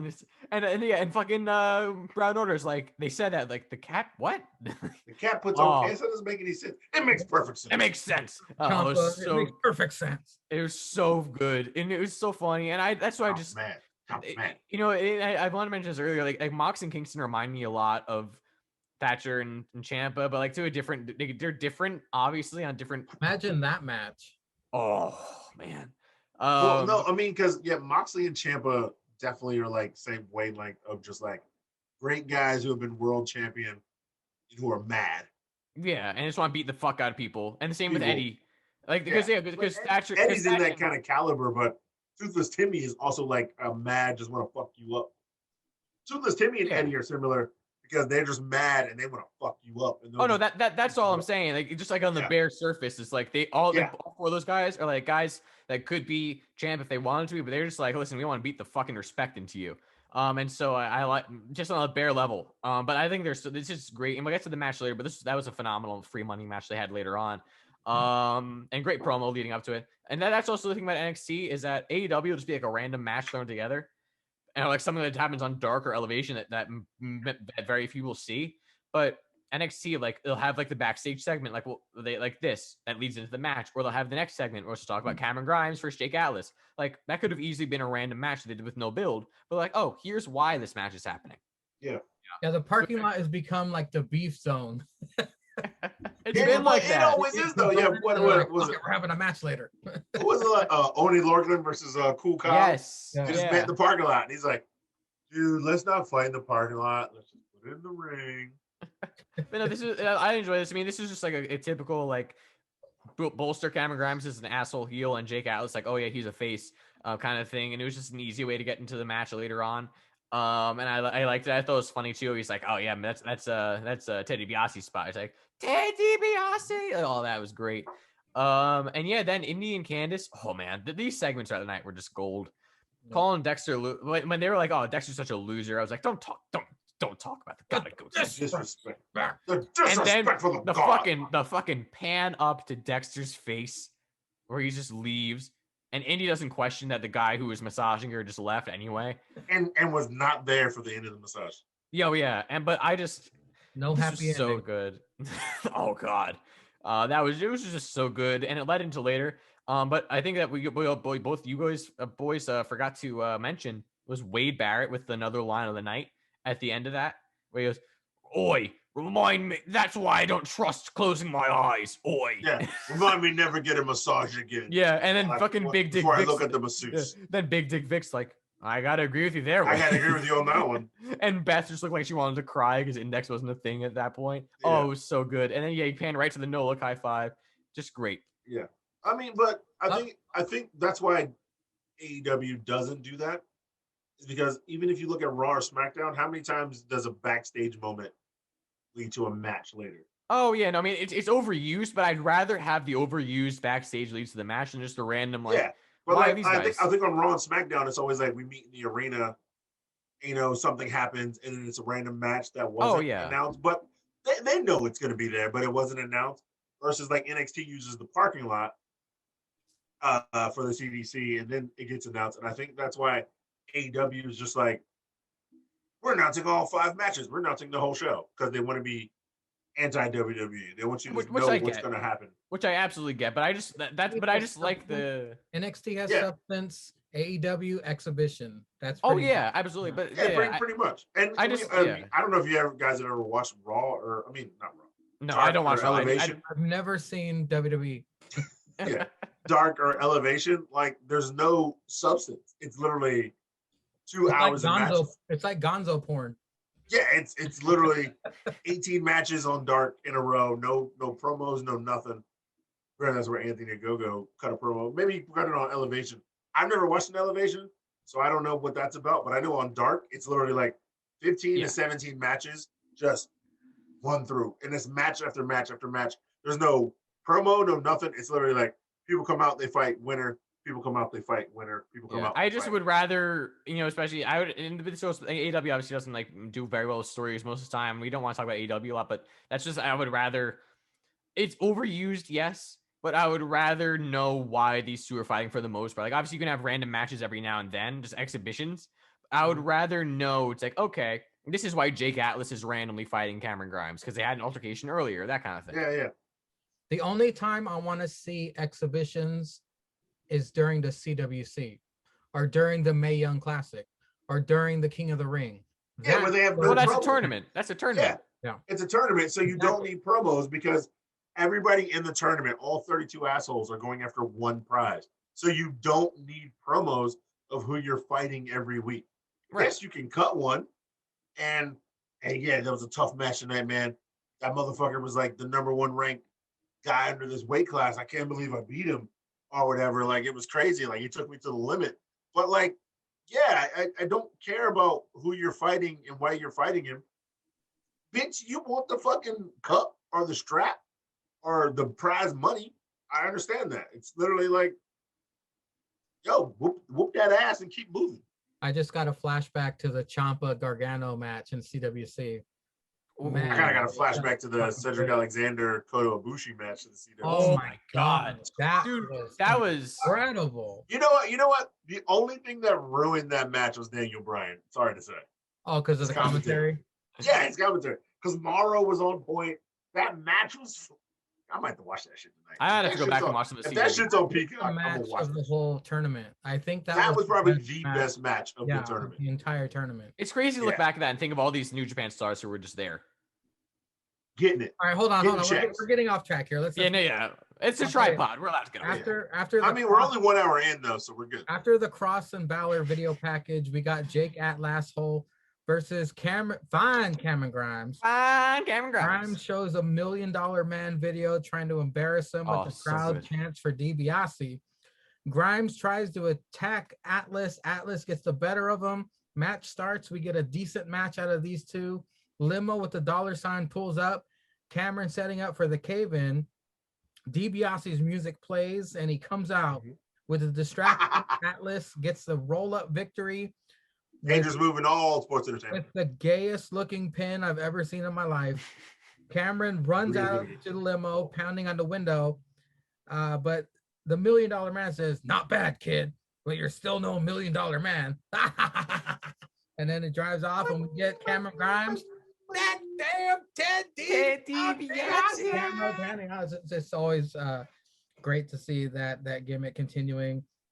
Up next, Bronson Reed's special video. 14 years in the business. That's all I wrote. Pete Dunne sits down. It's time to conquer the U.S. Imperium in ring. We get Alexander Wolf versus Killian Dane. Alexander Wolf had Imperium. Killian Dane had Drake. R.I.P. Alexander Wolf. The commentators doing a good job pointing out the history between these two. AKA Sanity. I can't believe they said Sandy. I was surprised too. after a weird it's their exchange group, with so they're really Imperium, teammate with what? After a weird exchange with Imperium, Oh, because fucking yeah, because Eichner wanted to Give him fucking the give him the chair, and Wolf was like, "What? No!" And then he used the chair, and then he missed the chair. Dane crossbodies Wolf for the win. Eichner and Barthel attack Wolf. And then we get an NXT UK commercial. I always like to point that out because they don't get enough love. Julius Caesar. What did you think of Jake Atlasshole versus Cameron Grimes? The Bronson Reed, Pete Dunne, and Wolf versus Dane. Yeah. Jake Bootyless or Jake Bottom Feed or whatever versus Cameron Grimes. It was a decent match. So yeah, quick build. I know, but Jake's been on 2 weeks, so he's earning his check. You know, took a loss, so he got to win this week with the most dangerous move in all of sports entertainment. Surprise roll up. Of course, we know $1 Million Man and say it, bro. Gamma grabs. These fuck boys are leading to a feud, which we still think could hopefully end up with the $1 Million Man blessing. Say it, Bresky. He wants Gamma grabs. With that $1 million he title. wants to say Million Calorie Man. You know he wants does. to say it. I don't blame him because I do too. I think I'm gonna say Actually, I don't. Hey, see, wait, hey, man, wait. Hey, man, Green, you want to watch Cesar get more drunk? Hey, Cesar, Million Calorie Man died. Yeah, cheers, motherfucker. I'm gonna cheers him every time that fuck boy died. Yeah, boy. Oh. Woo! Yeah, he's glad he's gone.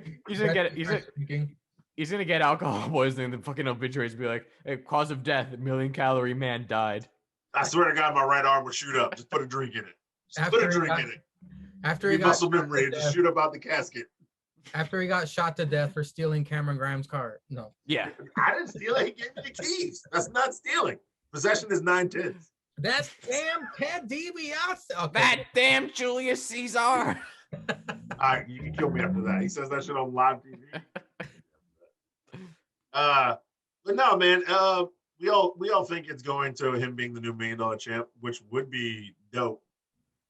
I'm not gonna lie, it would be dope. Bring that belt back. It just give him more an excuse to be a dick, which is his role. He's one of those guys that he can't go face. I'm sorry, he cannot go face. He's too entertaining as a heel. He said it. He is. I've said it multiple times that he's way more entertaining. The alcohol is truth serum, Bretsky. Wait, I gave that fuckboy my wrestler of the week one time, and I even said that match with Loomis was fucking the best thing on a NXT 1 week. So you can check the tapes. I don't know which. If we get through this episode quick enough, we might be able to do a wrestler of the week again. So it's only an hour and a half. Moving on. Yeah, like we don't run for 5 hours sometimes. Bronson Reed or Pete Dunne? Pete Dunne was an interview, so yeah, he's dangerous and he beats people up. Okay, he wants to fight Walter, he wants to fight Cross, he wants to fight whoever fucking has the NA championship. All right, fine, give Pete Dunne a fucking match. Okay, cool. What's next? Next is Alexander Wolf versus Killian Dane. Yeah, and this cracker got fired right after this match, so that's cold-blooded. That's his first match in a long time, too. Yeah. I mean, hey, look, at least he showed up to work and got his check. Then they were like, hey, player, you ain't got a job no more, so you went out like a loser. Here's your check. Went out on his back. Yeah. On his back. Yeah. On his back. Drake Maverick still scared of Killian Dane because they fucking with his friend. I guess he's nothing to be scared of again, so they can have a 2-on-2 now. I thought you were gonna say something different. I thought you were gonna say Drake Maverick's scared that he's gonna lose his job. Yeah. Oh. That should be the every April. They should always fire him. Drake got his contract, and I don't think it's been a year yet. So they at least signed year-long contracts. So I don't think it's been 1 year yet. So Drake's probably like, on this shit. I got to turn it around. I got to win a chip or something. But he's still good. And his wife's still thotting around on IG. So they're probably. Yeah, she is. Yes, she is. Great. With that photographer that's got Anna Jay in them bikinis. Who is this fucking boy? The luckiest man in the universe. Man. Yeah, we got to find out. Bretsky, go ahead and wax poetic on Jake Atlas versus Cameron Grimes. Before this, you mentioned the Cross and Balor Prime Target. Yeah. And I just want to touch on that real quick. Because goddamn, that was a good fucking. How can you not go wrong with the Prime Target? This is great, and I wish they did this more on like Raw and SmackDown because these are great. But I love the fact that they brought in Paul Heyman, Pat McAfee. Oh, to give like yeah. You give like actual takes. Like that was great. That was great, and also kind of clarified Cross's character to a degree, where it's like. This dude has respect, has like a level somewhat of respect for the business. Was it this week they were watching the tape on each other? Or was that last? That was this week. Okay, yeah. When he showed them donkey punches. Yeah, yeah, because it helped Cross's character to a degree because it's like, listen, he has some level of respect for this business because he trains hard and like outside of everything, like he's like Balor's a good worker. But once I'm in the ring, I don't give a fuck who you are. I'm going to fucking kill you and like decapitate. It's like, oh shit. All right. So it kind of adds some more layers to his character. Anyway, moving on. Jake Ellis versus Cameron Grimes. I mean, obviously, you didn't need this to be a 5-star classic in the Tokyo Dome. Like, you just needed this to be a thing so you get enough offense in, so you get $1 million man, out, get him out, and then get this thing going. So, I mean, Jake Ellis getting the win was good. I would rather he get the win than Cameron Grimes in this scenario because it wouldn't make sense for Grimes to win. Yeah, and then that damn Ted DiBiase, like flailing his arms, always gets me. That needs to be a shirt. Surprised it isn't. I'm honestly surprised it isn't. I'm also surprised that Pete Dunne, come and I dare you, come and prove me wrong. I dare you, boy. I'm surprised that's not a shirt. What was after that match in that segment? Alexander Wolf versus Killian Dane. Whoa, wait, what about the fucking 2 things before that? Bronson Reed's video? Yeah, in the interview. You just mentioned Pete Dunne. I didn't mention the interview. I just mentioned his catchphrase. How it's not a shirt. That's all that needs to be mentioned. Oh yeah, Bronson Reed. Not at all. Bronson Reed, 14 years today. That's cool. Pete Dunne, I did not like this interview at all. I think this should never have happened. I think it started because I do have a problem with this. I think it started fine. He was in character, but then it kind of transitioned from him being in character to him being like a guy that's like he wasn't in character at the end, which I understand but the Adam Cole interview was just all in character, and that set the bar way too high. Pete Dunne started being the asshole heel, but then at the end he's like, what do you think of the fans? And he's like, I think they add another element. And I'm like, what? Why do you care about the fans? What? So it kind of diluted the character for a bit. To me, I think they should have cut it off at the first half, not gonna lie. Yeah, then the match of Wolf and Dane, I like how they mentioned sanity. I feel bad for Wolf because Wolf succeeded in every role. Oh my god. What's up, Miss Mangria? Mangria transitioned. Was it TikTok? Got transition popping up? So yeah, the Snapchat filter. How do you feel about what you were talking about? No, I don't even know what you're talking about. We're talking about Jake Atlas, actually. But it was a million calorie princess for a minute. The million calorie queen. Sorry, million calorie queen. Yeah, no. She just want to say hi real quick. Yeah, Wolf. Props. Hi, Miss Mangria. Hey, congratulations on winning Female Superstar of the Year. Because she did voice Juanita Green Card. Juanita Green Card. Oh man. But yeah, I feel bad for Wolf because he succeeded in every role they gave him. So he's always been a good worker. I respect the hell out of Alexander Wolf. I thought he was gonna get released when Eric Young got released, but he stayed around. He stayed around, joined Imperium, yeah. Yeah, that's also weird because Walter just on the After the Bell podcast. With Corey Graves and Vic Joseph, which again, fucking phenomenal podcast right there. He was talking about how Alexander Wolf was like, WXW and like go his way back. So I'm kind of surprised by this, but all the best in your future endeavors to Alexander Wolf. But yeah, it was a fun little match, kind of really boosting the story between Imperium and Dane and Maverick. And I think it was fine. Up next, No Bra Straight Sonya and Wallbutt interviewed about Mercedes Martinez. Best part of the week.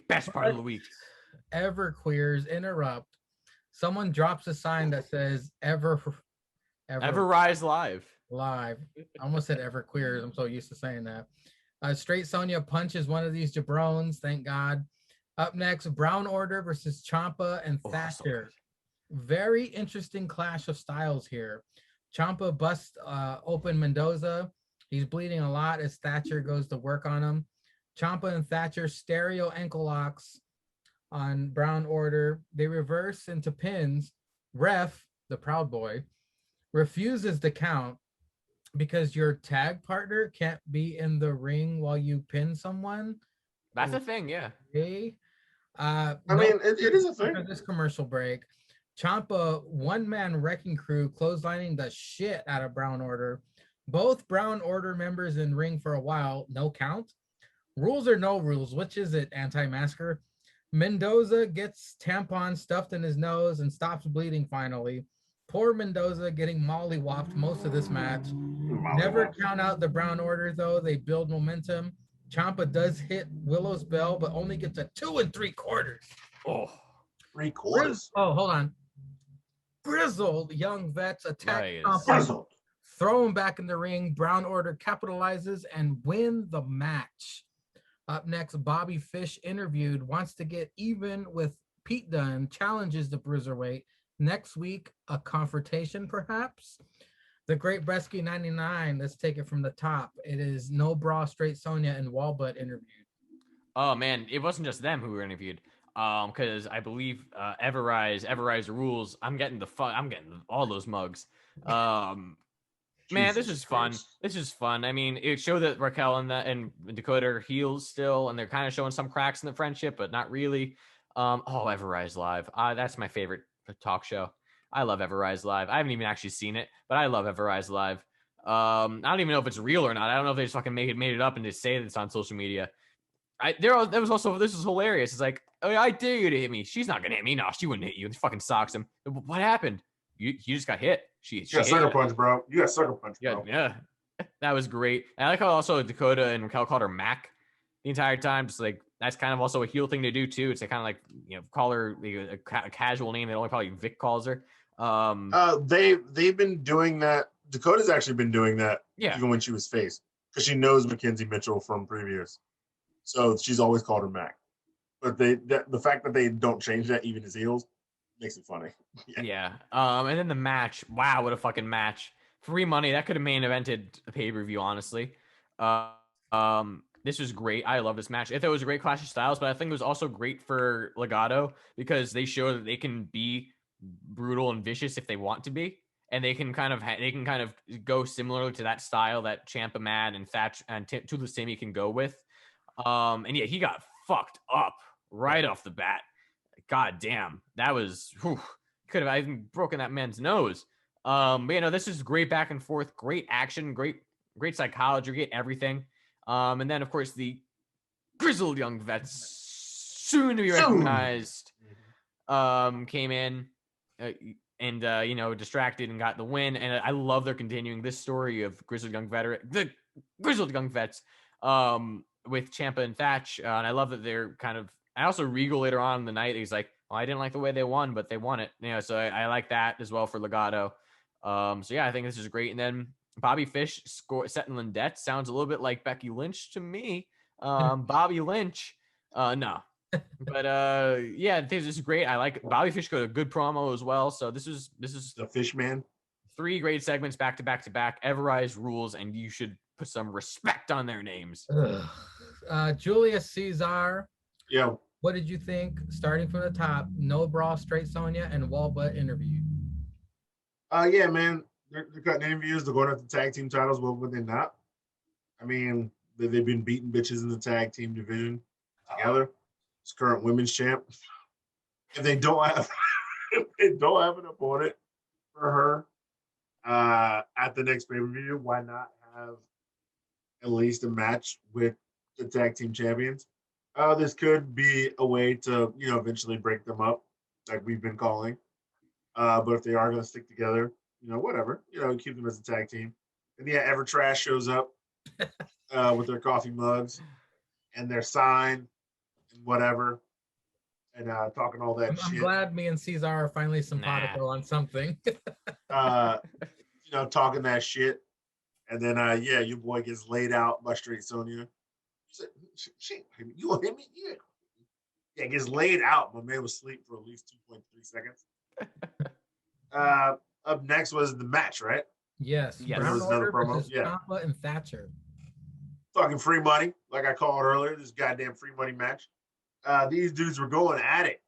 Good. Going at it good. But yeah, I apparently didn't know that was a thing either. I mean, but why not? Because usually you have to come in the ring to break up the count. So if your partner is in the ring, you shouldn't be able to pin the guy. Right. Because he should be on the outside holding the rope or sneaking it in because the ref is making a count. So the ref can't see you. Well, plus, you've seen people pin and have their tag partner like running defense. It's like so right, but they go for the pin, then the tag partner comes in to run defense. Right. So that's like the ref not seeing the dude sneak in. So right, or like a tag team finish, and then the partner who's the legal partner playing defense. He rolls away from the ref. Yeah, and as long as the guy who's the illegal member of the team getting pinned is not in the ring, because that's just easy. Because why would the guy who's like on the team pinning break out the pin? Mm-hmm. So whatever the rule is, it kind of makes sense if you think about it, but we ain't got time for that. We're usually drunk watching this shit. Well, Gretzky's not, but we're usually drunk watching this shit. But no, the rule on paper seems right. On paper. And your thoughts on Bobby Fischerman? Oh, the Fishman coming back like Becky Lynch. Yeah, Fishman. I ain't got no problems with Fishman. He wants to beat everybody up. Yeah, he owes some people. He showed that scar. He's gonna have it when he takes that shirt off. He wants to fuck some hoes up. He's pulling his own Frankie Kazarian, if you will. He just wants to be mad. Seasoned vet who's mad to fuck up a team. Yeah, I ain't mad at it. Fuck some bitches up. Fuck some bitches up. It's gonna be some great matches. He's gonna fight Only Orkin. So they're gonna have bad matches? Nope, because they're always hard hitting. Does Pete Dunne have bad matches? Nope, because he's fucking great. So that's at least 2 good matches I get to see that damn well will probably be a favorite thing we say on NXT. Free money. I mean, let's be real. Him and Pete Dunne, that on pay-per-view. Oh my god. What the fuck we doing? I mean, him and Only Orkin could probably make a pay-per-view great match. Oh yeah. What are we doing? Opening match? Bobby Fish, Only Orkin? Shit. Some fucking free money. Some free money. I'm gonna go all the way up to the main event on this one. The Way returns. Indy and Candice back at the spa. Credit card was declined. Spa employee exposes Candice shady flowers and candy purchase. By the way, the fuck right. Like the employee would really do any of that shit. I was thinking when I was watching this. Same thing. Indy's happy, saying he still loves me. Gargano hyped promo with Austin Theory. Robert Stone looking like a Dick Tracy pimp with Aaliyah. Aaliyah versus. But it's chili meat out. Aaliyah versus Saray. Camel Toe Mania running wild again, brother. Aaliyah with the disrespectful. What? I don't know. Disrespectful what? Anyway. Slap. Saray extended the hand, and Aaliyah did not shake her hand. Jesse swipes at Saray's foot. Oh yeah, the person with the Robert Stone brand is Jesse. I don't know what her last name was. Kamea. Jesse Maya swipes at Saray's foot, giving Aaliyah the chance to attack. Screen goes black as Aaliyah put her knee in Saray's neck in the corner. Wardrobe malfunction? Hold on. Sure. Jesus, Caesar. Saray's neck in corner. Meat curtain hanging out or what? Anyway, Saray wins. Shotzi and Ember sitting on Tank video promo. Then we get the Diamond Mine again. Hit Row out, loving the confidence. The NEC. I don't know if Mangry and I Hit can Row say that, out, but you got loving it. the confidence say of this NEC. crew. Ashanti, the Adonis, and Top Dollar versus I hate Tony you. Nese and Aria Davari. Area code. Where's the mute button? No. Dallas slams both these 205 Live rejects down at the same time. They basically squash Nese and Davari. Dalla with an attitude adjustment into suplex.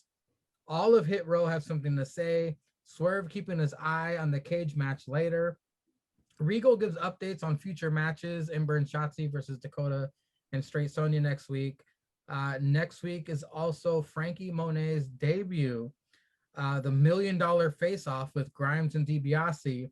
And Finn versus Cross 2 next week's going to be, like we always say, fucking free money. Free money. Cesar, what did you think of all that bullshit I just said? All right, you guys start at the beginning. Indy and Candice at the spa. Oh yeah, Indy Candice at the spa.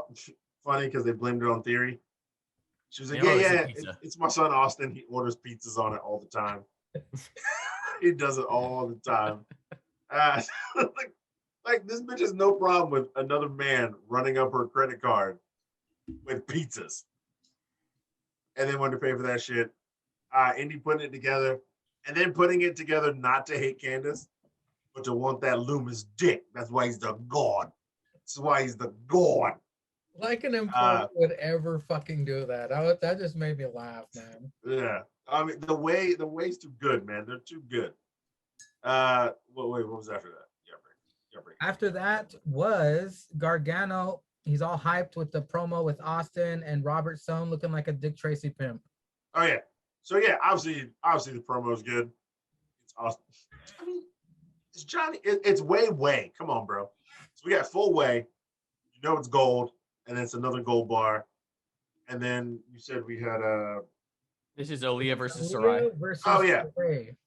Oh yeah. You know, Sonea's gonna get them wins or whatever, and Aaliyah's looking hot. Robert Stone had his chili meat hanging out. He can't afford shirts no more, but he can still afford the suits. Suit man Stone still pimping. Pimping ain't easy. He got them 2 bitches that he's got to pimp. Not to call no hoe no bitch. You know what I'm saying? But he's still pimping them hoes.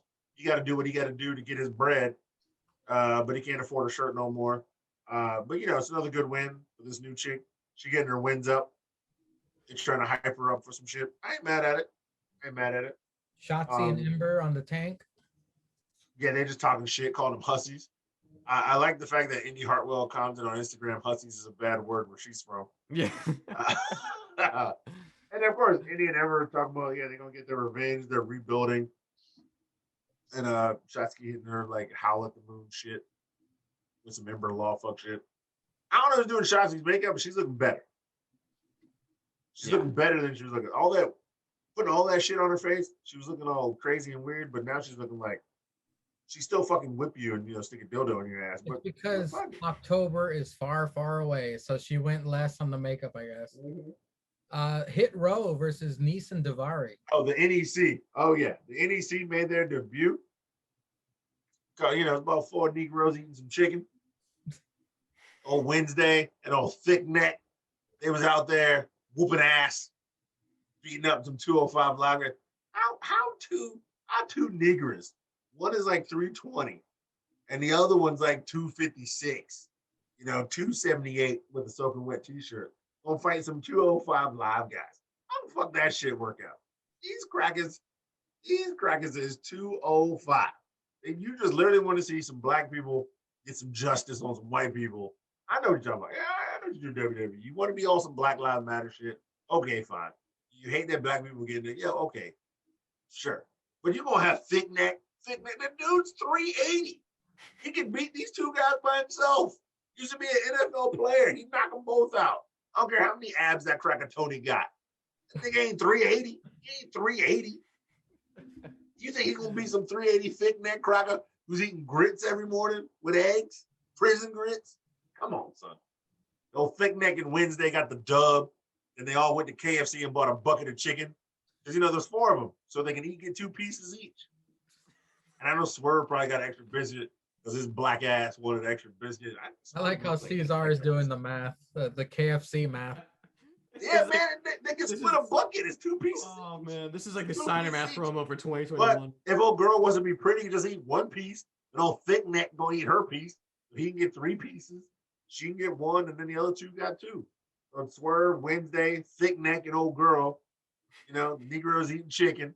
NEC out here putting it down. NXT Takeover is sponsored by KFC. I'm gonna fucking lose it. If it's sponsored by any chicken place, Yeah, they would do it. Remember at the Rumble when Ray came out and Michael Cole's like, "Oh, he fucking cervezas." Yeah. Oh my God. If it's sponsored by KFC, Popeyes, or anybody who makes chicken, Churches. Oh, it actually might be Popeyes. Don't they have a deal with Popeyes? Dude, if they do Popeyes, I'm gonna lose my shit. Well, Dolph's already the Colonel, right? So. But I'm saying the NEC was out there doing work, wrecking shop. Y'all can say the NEC because y'all not saying like the full name. It's just like NWA. You can say NWA. Yeah, the National Wrestling Alliance. These are, I say, the ninjas eating chicken. Okay. Yeah, but you don't even have to say that. You can say the NEC. The neighbors. It's just niggas eating chicken, man. They know they get chicken after every match. Are you hyped? They win a match and they eat some chicken. Are you hyped for next week? Regal laid it all out for us. Well, what did he say? I'm sorry. Regal said Ember and Shotzi versus Dakota and Straight Sonya. Frankie Monet debuts. The $1 million face-off and Finn versus Cross 2. Yeah, and obviously there's gonna be some other fuck shit in there, like at least one more match in there. So that'll be a bang. Yeah, NXT's looking good they're looking pretty good for the AEW Go Home show. It won't have the same views because of the marks, but they'll probably be better. You know, AEW's gonna shit the bed on the go home show. They always do. They never let me down that way. Well, the great Bretsky 99 all the way to the top, the way back at the spa, the employee playing fucking Inspector Gadget here. What were your thoughts on this bullshit? My first thought too was, what employee is like gonna have like what credit card companies gonna be like? Oh yeah, so here's the exact details. I'll fax it over to you. Yeah. Bitch had the receipt. You bought some flowers and candy. Bitch, you can't look at that. Yeah, that was great. I was laughing. I was like, but this great thing too is that it was the way, so I didn't mind it as much. Like it was like that's stupid, but whatever. But everything else credit was, report right there. oh man, but yeah, Candace's face like zoomed in on her. She's like, oh, she's gonna hit me. She's gonna hit me, and she's like, he still loves me. Oh, so that was great. You know, Indy being a schoolgirl in love is hilarious. Oh man, this is classic. And also I love it. It's how we talked about Dexter and the artist formerly known as Velveteen Dream. Coon. Sure. Doesn't it kind of give you AJ Lee and Kane vibes? Dexter. Yes. Yes. Yeah. Same kind of thing. Dexter and Dream Ova. You know, they both, you know, it's like the guy who never shuts up and the guy who never talks. It's that kind of thing. Is the That's way why never they would have shuts been up. great. That's Yeah, why they would have been great. The way never shuts up and Dexter never talks. I think it's the same kind of thing, same formula easily. Then next was Aaliyah versus Sarai, if I'm correct. Yeah. I know the Johnny promo. We had good Johnny promo per usual. Even when Austin's not being funny, he's good. Yeah. Then the match. I like Beth saying because like one of them, either Vic or Wade mentioned that Robert Stone traded the gloves for the hat, and Beth said, "Oh, it's not an upgrade if you ask me." Fucking killed me. Beth hating on Robert Stone is great. Beth, by the way, I think we need to say this because we always talk about like we talked about Cole and Graves as like the 2-man team. Now Cole and McAfee, like how like they've had some good, like on SmackDown, the 2-man booth has been great. Yeah. You don't talk enough about how consistently great, no matter which announcers they've had, NXT's commentary's been. Because even when they had Percy, when it was Morrow, Percy, and Nigel, Graves? that was great. Graves and Renee, that was great. Well, Graves, Morrow, and Percy were probably peak. Oh, yeah, they also had like Phillips. Tom Phillips was there for a little bit in the beginning. Phillips and Graves. Oh, fuck faces and Graves were great too. Yeah. It could be Morrow, a broom, and a blow-up doll. It would still be great because it would be great. Morrow brought the heat. But this was just a great, like even like Wade with them. Wade, Vic Joseph. I gotta say, I mean, we all talk about Big Dick Vic, whatever, and he was okay on Raw. He came in like Michael Cole 2.0. He is really coming into his own on NXT. Like, I think he's feeling it. I think he's feeling it on NXT. He's gotten better. He's really killing it. Beth has just gotten. He doesn't have to do much on NXT because Wade is kind of like that guy. He's he's the Michael Cole of NXT, but better. Yeah. And it took a while, but Beth started, and I was like, "Oh, geez, give me another Renee." And by the way, I feel so bad for Renee because Renee could have been a great comment. She was in NXT, but just the 3-man booth and just the pressure being the first woman full time. Yeah. Whatever. And she's documented it. Renee and Graves were great because they were friends outside the show. Yeah, and they fed off each other. Like when Graves would say some wild shit, Renee would like. He was trying to break her, like trying to make her laugh. I still remember that time R-Truth snuck in on Drake Maverick small package with his wife. Oh my god! And but Graves broke all of them because Michael Cole was laughing, and he was like, "Oh shit!" Like when all three of them are laughing, and it's like 20 seconds of just like. Didn't he say like he should have executed the small package? Yeah, he said, "Yeah, he bit Drake with the small package." No pun intended. No, it was because he was saying, "Oh, if I were Drake, I would have used a small package." And he said straight faced because Renee and Cole lost it. But, they lost it quick.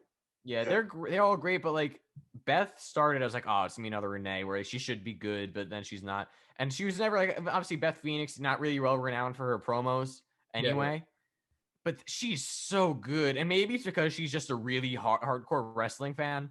But she is so good now. Like she's. But that also could state the fact that maybe sometimes that wrestlers make the great announcers because they've lived it in the ring. Jericho, Samoa Joe, the King, Samoa Joe. Yes. King. Yeah, King. Fucking yeah, JBL. Wade, Renee, JBL. Corey Graves, Oh, JBL. man, I miss Samoa Joe. Damn it. Yeah. Yeah, but like Hey, yeah. these guys were wrestlers, so they lived it in the ring for years. Like Corey Graves didn't know if he'd be a great announcer, but like He's he, he's the he best lived the announcer. business. Yeah. He wanted to still be a part of the business, even though he got fucked up and he couldn't wrestle anymore. I like how Adnan incorporated his nickname again, the savior of misbehavior. Dude, honestly, Adnan's kind of grown on me a little bit. It took me a voice- little bit. His voice is in, but like, Yeah. he's trying. I can tell that he's trying, and I appreciate Right, the you fact guys that talking about Raw? yeah. I mean, Yeah, I I see watched- the clips. I I talk watched about. Raw in a moment. I watch the clips. I watch the clips just so I can see. Because I you know, watched ups and respect- downs on YouTube. Yeah. I respect the tribal chief. You're not watching RK Bro? That shit's golden. Oh no, I No, watched man, it. no. Hey, I watched the clips online when nobody's talking, so it's like backstage shit. yeah. And then I watch ups and downs of what happens in the match. But yeah, like Adnan, like I can tell he's trying, and I respect the fact that he's trying. And he has Graves there, and Saxon's okay, like to help him out. So I mean, I respect the fact. Another coon. But you know, like Beth is really coming to run as great. Wade from the start was phenomenal. So I mean, NXT just has an always Hold on, consistently great. I'm sorry, Brett. But do you remember when Byron was dancing? Yes, I think I know what you're talking about. I think I know what you're talking about. Trash the shit up. Yes. It was in the chat. It was in the I remember chat this. on Instagram.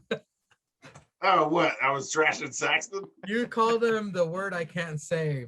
No. The two words I can't say. It has to deal with the porch. Yeah, Oh, yeah. Oh, wait, I call Saxton a porch. I call him a porch monkey in the chat. Because he did. was Multiple dancing. He times, was dancing multiple to times. somebody's music, and you said, Like, "Man, was he that's dancing porch." in the chair or did he dance Yeah, he was outside? going like, yeah, like he was dancing or something. And you just ripped him a new asshole. It was hella funny, man. Oh, That had to be one of the roles I was interested in. I was lit. Oh, it was a while ago. It was a while. yeah. Because I know I've called Saxon a coon for the way he dresses and stuff, but if I called him a porch monkey, I was on one that night. I was Sorry, definitely, Betsy. Go. I was on. on some shit. If I brought the porch monkey, you know I was on some shit that night, bro. But you know, yeah, I think the commentary is always great on NXT. But this was my point. But you know, yeah, Aaliyah with the disrespect to Sarai. Sarai's music, by the way, I like Sarai's music. Yeah, good.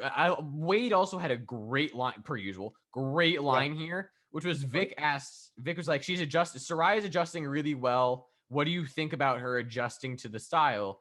And Wade said, and I'm not going to do the accent because I just, you know, it's easier to say it. Because I don't think Sarai's adapted yet. I think she's still in Japan mode essentially, and that's the scary thing is that she's this good before she's in adapted. Japan mode, yeah. And that was a great line from Wade, really putting over Sarai. But he did say "oi." You forgot that. Oi, yeah, oi. Oi. And you know, moving on. What was after that was the It was Hit Row versus Nice and Devard. I love their theme song as well. Hit Row, that's great.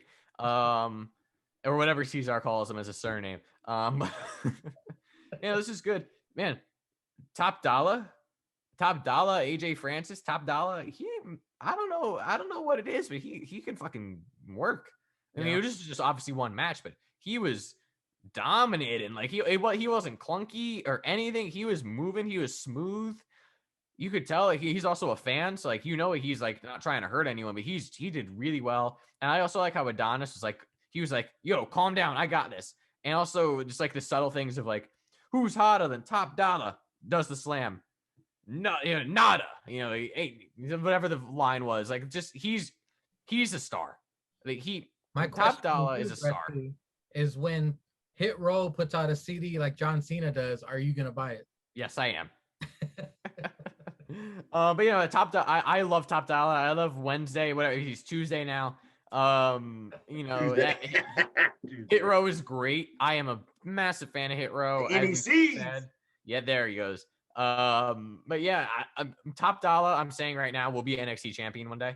I see the tag titles in their very near future. Absolutely. Top Dollar. AJ Francis is a star in the making. He is so good. I am very excited for his future, and he can talk too. Yeah. He's great. They discovered him. I don't know. They just kind of happened out of nowhere. He is great. I'm a very big fan of the whole faction, but I'm a very big fan of Top Dollar. Hero. Regal has Let him know. Let him know. Regal has laid out an incredible NXT for next week. Bretsky, what are you looking forward to the most? Let him know, Mangria. Let him know, Mangria. Yeah, Cesar, we gotta start doing that to Mangria when he's talking about the Top dollar. Let him know. Let him know. Top Dollar Tree, baby. Let him know. Let him know. But yeah, I'm excited as fuck. I mean, I'm always excited for NXT, but I'm excited as fuck for next week. They got everything. That's the thing too, is that look what NXT's doing. They got on the same show a rematch for a two pre-established guys in a pre-established feud for the NXT on a title. pay-per-view, so it's free money. Yeah, and on that same show, they have the built-up debut of Frankie Monet. It's a great mixture of things. And that's the thing too. With no idea who she's fighting. Exactly. NXT is a great job of just continuity and moving even throughout the show. I think it'll be the dog. It'll be the dog. The dog gonna bite somebody, and that's how she gets the finish. But no, I'm very excited for NXT, and also the week after that, I imagine the tag titles are probably main event. So that'll be even more fun. I'm very excited. If not, it's got to be like right before. Yeah. Well, don't forget NXT in your house is coming up pretty soon. In your mouth. Yeah, the 13th, right? In your mouth. That's right. In your mouth. Up next, gentlemen, is the main event of event. It is a steel cage North American Championship match. It's blood and guns. Bronson Reed versus Johnny Gargano with Austin Theory. Wade tries to give his strategy to win. Beth calls him out, saying he lost his cage matches. Lost all his cage matches. Tossing Gargano around like nothing. Reed uses his fat body to smash Gargano into cage wall. Reed with draping DDT off the ropes to Gargano. Reed attempts to climb out. Theory distracts while Gargano attacks Reed's leg. Commercial picture-in-picture. Gargano dominates, kicking rope into Reed's nards. Strangles him on the ropes. Gargano and Theory sandwich Reed, attack. Theory from the outside. Drop kick by Gargano. Good sandwich in the fat guys wrestling. Second rope Samoan drop by Reed. A leaping sunset flip powerbomb by Gargano to Reed made me say, oh, damn. Fucking the earth shook a little bit during that. Oh, yeah. Theory pulling Gargano out of cage door. Reed tug of war. Gargano poison Rana to Reed. Reed crawling out of cage door. Theory slams the door on his head. I think that happens every fucking steel cage match, by the way. Of course. This was a new one, though. He pushed the ref so that the ref would push the cage. I like that. Reed tossed power bombs Gargano from second turnbuckle. Theory and Gargano both attacking Reed as he climbs. He eventually big splashes on the Gargano's back. Reed hits the what? Tsunami! Wait, I forgot it has a new name. The Tsunami. Bro, but my man skeeted man skeeted that tsunami out. Yeah, he the did. North American Championship during replay, they shove a bunch of pyro in there as he celebrates. It went 10 minutes over. Second week in a row. The main event. Wait, it went 10 minutes over for real? Yeah, it did. Yeah. I mean, I had the whole show, but I usually record 15 minutes over because Bresky, what were your thoughts on the main event of NXT? This is great. This is also really unique, as I mentioned that like Austin Theory, like the unique way he kind of slammed the cage door by pushing the ref. They really, I don't know if from the cage matches that I've seen, at least, this is very unique in terms of getting Austin Theory involved. Like how like Johnny was like at one point sandwiched Bronson in between the ropes and the cage. That was awesome. And then both of them ran in like that, like just stuff like that was unique. And the tug of war with Johnny was cool, and this was just fun. I mean, it wasn't obviously it's not gonna be like a 5-star classic high flying, death defying cage match, but just a big fucking dude who wants to beat the shit out of a small Johnny Gargano, and he did. Johnny couldn't run away and hide, he couldn't escape, which is the point of the cage, as much as Austin Theory tried, and this was fun. I mean, Bronson Reed showed out. Johnny showed that he could hold his own. This was the match that they were probably building towards. They probably knew the takeover match wasn't going to be as good because obviously they built this so well as well, from just a random dude winning a random gauntlet to Their takeover match, their last takeover match was good. I mean, it was good, but it wasn't like takeover usually quality for Johnny. Yeah. It wasn't Johnny, but you know what I mean. And they swapped this for that. Yeah. Yeah. But they took a guy who just randomly won a gauntlet, who deserved it, but randomly won a number one contenders gauntlet into a legitimate feud with a legitimate contender. He was a legitimate contender. So I really enjoyed the way they built this. I was shocked that the tsunami was not off the top of the cage, but I'm so happy it wasn't because Johnny would be dead. Yeah, it's fun. Now it was just fun. It was just a feel good match. And this is also a thing about the weight. I mean, obviously we're the smarks, I guess, talking about this on a podcast, it's so real, it's still, it's not real to us, damn it. But they were like, oh, we love the way. But as a face versus heel dynamic, you just want to see the way get the shit kicked out of them. And Bronson Reed did that. And it was just Bronson Reed decided to be such a big face. He's always been really good. I'm happy that he's getting pushed now. He finally won a title on the 14-year anniversary of his first match. Was really cool.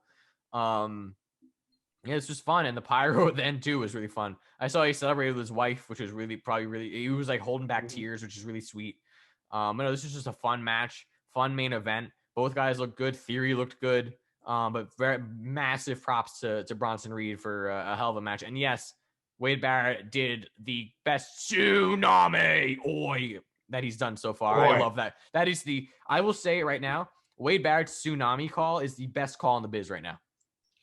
Julius Caesar. You know what I want to see happen? I think we discussed this previously. I think it was when Theory fought Cross.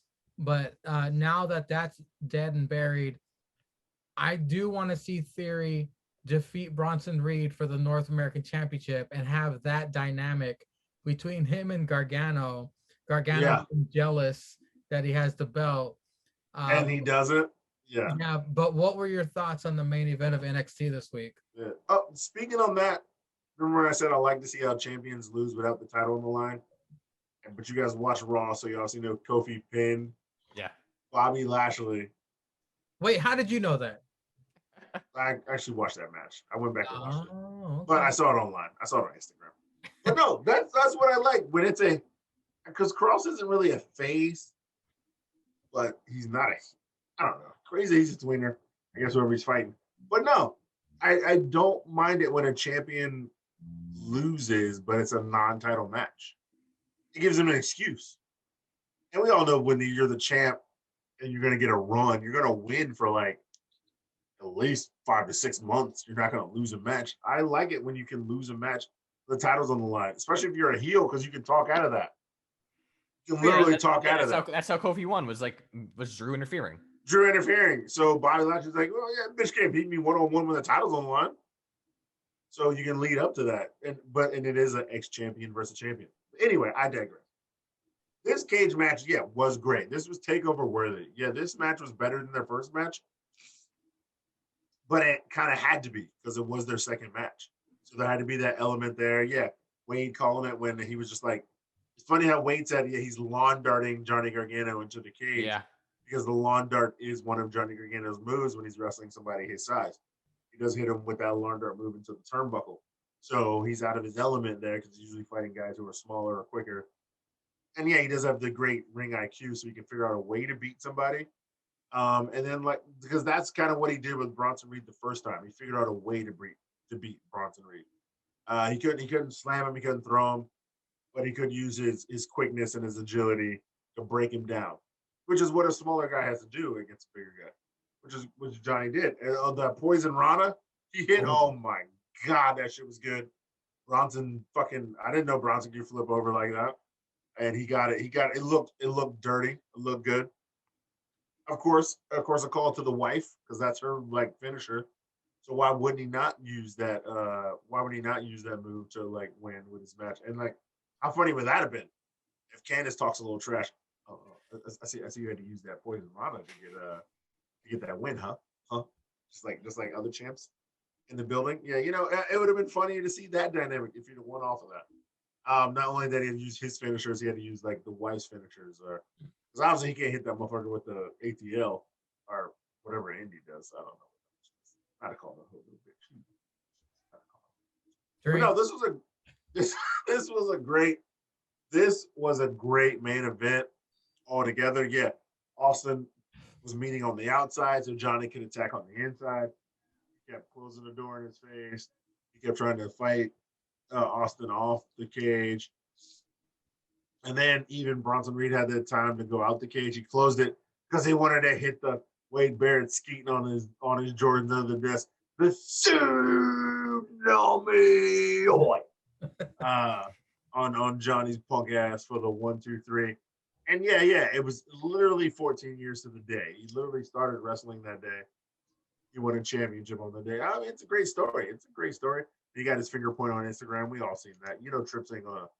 Trips got to get his finger point. He got to get his finger point. Yeah, he even hashtags it finger point. Yeah, finger point. Yeah, because he knows it now. But no, this was a great main event, deserving to be the main event. And this, honestly, if it would have happened in your mouth, it would have been a great match as well. Definitely would have got an 8 out of me on the fucking on the pretzel scale.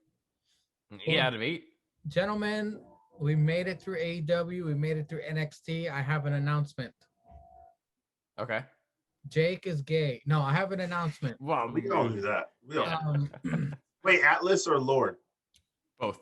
Both. No. Yeah. I have opened a shop.spreadshirt. No way.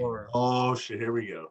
So if you want to check out what I've done, it's not great, but I'm telling you guys now because I want your help. Is it And tripod I want merch or your is it APPW input. merch? I want your help. I want your input on the products that I'm putting out. There's about 5 shirts out now that are on that shop.spreadshirt.com/Mangria plus fueled. Apparently that's the Wait, the plus sign, the actual plus sign, or do Yeah. you have to write out plus? Mangria with the plus sign, Okay. fueled. So if you want to check out what I've already done, Not to Call No Bitch No Hoe is up. Brother Quarter. Not to call no bitch no hoe. That got through. Yep. Brother Quarter is up. We got Oi is up. Why don't you just send the link? We Yeah, got. send the link. Right, I might have to. Yeah, put the link also in the YouTube description for this. Yeah, or change the link from on your profile from Dynamite to the Spreadshirt. All right, I'll do it after this. But www. Oh, what is it? shop.spreadshirt.com/Mangria edition sign fueled. Apparently, hopefully it works. But the tripod sessions will now have their own shirts. All right. I'll do my best to make some merchandise. I'm not great at it. Apparently, I have to download Photoshop. That's what Jake told me to do. Yeah, you should definitely ask Jake what. Yeah. All right, ask Jake what shit he uses because I used to make shirts on Spreadshirt, not on Spreadshirt, but on Custom Ink, and them shits is fire. Oh yeah, I I also have Photoshop. But Photoshop's trust good. me, there's going to be a lot of Caesarisms. Support the After Party Hangover tripod. Question: Let me know what shit y'all use. I can probably make some shit. Is there an Oi shirt? Yeah, Oi. I just said there was. I didn't. I was looking on my phone to try to find the website. I didn't hear you. There's Oi, Brother Quarter, Not to Call No Bitch No Hoe, Beer Cheese, and one more. I can't fucking remember what it is. But Discoloration Nation. no, that's a Jake shop. Yeah, I typed it in wrong because I got to like Adam Carolla Mangria Fueled drinks. But yeah, the Spreadshirt shop is up now. If you want to support the After Party Hangover tripod, we got to split the profits 3 ways because I would never rob my brothers. Without Cesar and Bresky, this is nothing. They contribute so much. I'm just a fucking monkey that puts everything up. Now I know he's drunk. That's how I know Mangry is drunk. Yeah, give him props. I'm pretty lit. I mean, he said not to call no bitch no hoe like 5 times, so I've been drinking the entire fucking time. Hey, Cesar. Yo. Million Calorie Man is dead. Hey, fuck that fuck boy. He's dead. He's dead, that bitch. He's dead. We gonna sip tonight. Bretsky, go ahead and give out your Hey, plug. get the Plan B omelets. We're gonna party tonight. Oh yeah, that's gotta be Oh, a shirt. That's a Oh, the shirt. cantina. The cantina. The cantina definitely needs to Plan be a B shirt. omelets if they let me. I'm sure they will. If they let you call not call no bitch, I'm sure they'll let you. Let me double check to see if that's still up. Yeah, so plugs. I mentioned at the top of the show that I have a podcast called the Faux Pod. Yeah. Haha, get it. Send a link. I can't figure Yeah, this. send the link. Oh, look at that. I can't really see it. It's kind of going in and out. Just copy the link and send it in the chat. Send it in the tripod chat. Yeah. Yeah, I have my own podcast called the Faux Pod. How I get it. It's if you need the spelling, like Zanka, it is THE space FAUX space POD. That is the Faux Pod. Oi. Why is it a Y and not an I? I like the I. Oi, yeah, OY is like a Jewish, like a Yiddish Jewish thing. It's like, ugh. OY is funnier. No, OI is not funnier. Oi is funny. OI is funny as shit. Make it OI, Mangria. Make it OI. Make both and let the people decide what they order. OY. Yeah, Oi is just Jewish for this fucking guy, basically. There's only 4. I thought there was 5. But beer cheese, not to call no bitch no hoe, brother Carter, and Oi. Yo, the brother quarter shit is fire because he used the logo. That's fucking tough. But yeah, I have Peter and podcasts. Kent. Yeah. Faux Pod, THE space FAUX space POD. Basically it's about an hour to an hour and a half of me shooting the shit with a friend of mine, or multiple friends. Group sessions have debuted as of this past week. Episode number 55, the 1-year anniversary special. We celebrated 1 year of the podcast. Go check it out. It's on Anchor, Spotify, Google, Apple, Good Pods, fucking Stitcher, all the podcast places. You can find also on Instagram. It's at the fauxpod.cast on Instagram. It's at THEFAUXPOD.CAST on Instagram. For Joke of the Week polls, fucking post about new episodes, all the plugs, any updates, and all that shit. Mangria's been on at episode 13. Cesar's been on at episode 26. Jake was on here earlier. He was on at episode number 16. Fuck that guy, though. Because that's the highest age it'll go after. True.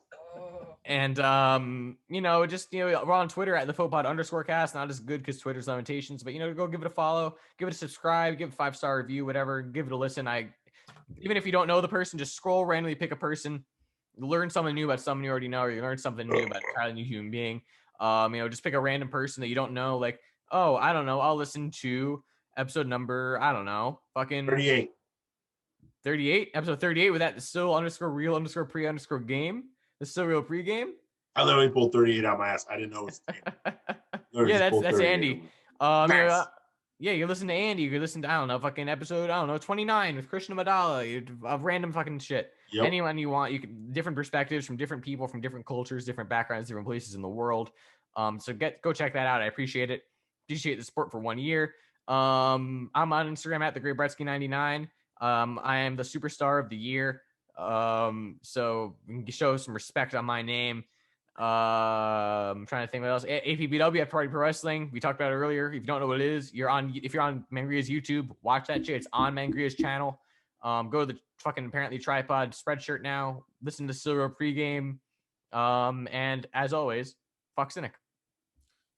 Julius_Caesar. What are your plugs, my friend? As always, I like to plug somebody else's shit during my plugs. As you should know my plugs by now. It's been 78 episodes of this fuck shit. So I need you to go to this special page where this guy has been posting all the time about people he hates. But this guy's a loser because he's lost to me 4 times. It is TBG99_APPW_official. And just right under there, how under all his training efforts, all of his troll posts, all of his memes about how he was going to beat me in Decent Mania 2, just right under there, like a couple laugh emojis, and just ask him how that BBC tastes. Because he took 2 of them. He needed 2. He went twice in an hour. He likes a double. He likes a double shot of BBC. The man just loved it. He loved it so much. It was so nice. He asked for it twice. And your boy had nothing to do but deliver it to him. Got his back broke, and he loved it twice. And he saw a man. Ask him about how do you see a man? Just see a man. A random man. Not a random man, but a man he hates. How he sees a man backstage and he loses his confidence to fight another man. I don't understand that either. I don't understand. He lost 75% of his power or something. What is this, Dragon Ball Z? Or some shit? There's some Marvel comics where I see a man and he took 75% of my power. He took 75% of my power. Oh, the Flash stole 75% of my power. Oh. Just go to that page. It is, once again, I want to get it right. TGB99 _, APPW _ official. Go to there, click any post. There's about 1, 2, 3, 4, 5. He said I couldn't count, so I got to 6, 7, 8, 9, 10, 11, 12, 13, 14, 15, 16, 17, 18, 19. A lot of some of them are about Jake, and they're pretty funny. But count the 1, 2, 3, 4, 5, 6. They're about me. Just right under there, any one of them, because he'll see them. He gets the notifications. Ask him how the BBC tastes. 1. Ask him how he lost 75% of his power. 2. Ask him why he's such a bitch. 3. Any one of those questions. I just need him to see it. He probably won't say nothing, or because he's got to deal with some other people, because that's what he does. Once he gets beat by somebody, he runs away to fight somebody else. So he won't see me till later to answer my questions or your questions, because the people, that's what you are, the people. He thinks you're plebes, so he probably won't answer them. Still a bitch. But just do that for me. Do that for me, your boy, your decent champ, you know. You see it. Do that for your decent champ. Do that for your decent champ. Crack up. Ask one of those 3 questions. Add a new question. I don't even care. 4 questions. And then listen to Bretsky's podcast about, crack of shit. And because I was up there, 26. Listen to that other shit. 2 times Mangria. 26. 2 times Mangria. 26. 2 times Mangria. 2 times Mangria. Yeah. Don't listen to Mangria's, because he talks so much shit about that game. Y'all got to learn about the game. Y'all got to learn the game on Bretsky's podcast. Y'all don't even know about the game, because the game is game. Mangria talked all this shit about the game. I'm yelling it, listening. I'm yelling every week. Speaking of the game, on the 1-year anniversary of Bretsky's podcast, You put up a loss. that was the best fucking slogan game I've ever heard, man. That was very funny.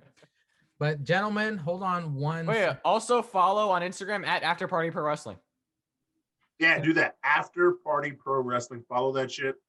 That's where the votes came through. I'm sure there'll be more updates about how, for Superstar of the Year Season 2, I'm already in the main event once. Already have a win. I have a new group. Just saying, All right, hang on a second, gentlemen. And of course, a special thank you goes out to Joel Gertner for his cameo intro of this week's Tripod Sessions. Gentlemen, what did you think? I had to say I think that might take the cake for the best cameo we've ever gotten. That might be on top of fucking Private Party. It's like right up there. I find it so weird that I have connections to Joel Gertner, because I see that video and that cameo, and I'm like, yeah, that's Joel Gertner. But then like I was like, my parents will show me like a selfie they took with him and his wife at like a dinner at a steakhouse, and it's like it's fucking completely different human being, and it's so fucking weird and so trippy. But much love to Joel Gertner, the quintessential stud muffin, the top tier cameo right there. Top tier cameo. Buy it for your birthday party. Buy it for your wedding. Just don't let your mom see it. Well, I would not have even known this dude existed if it wasn't for Julius _Caesar. What did you think of Joel Gertner's cameo? that's just top 3 cameos of all time, and it ain't 2 or 3. Enough said. Enough said. Well, gentlemen, thank you for your time. Jake, thank you for the run-in.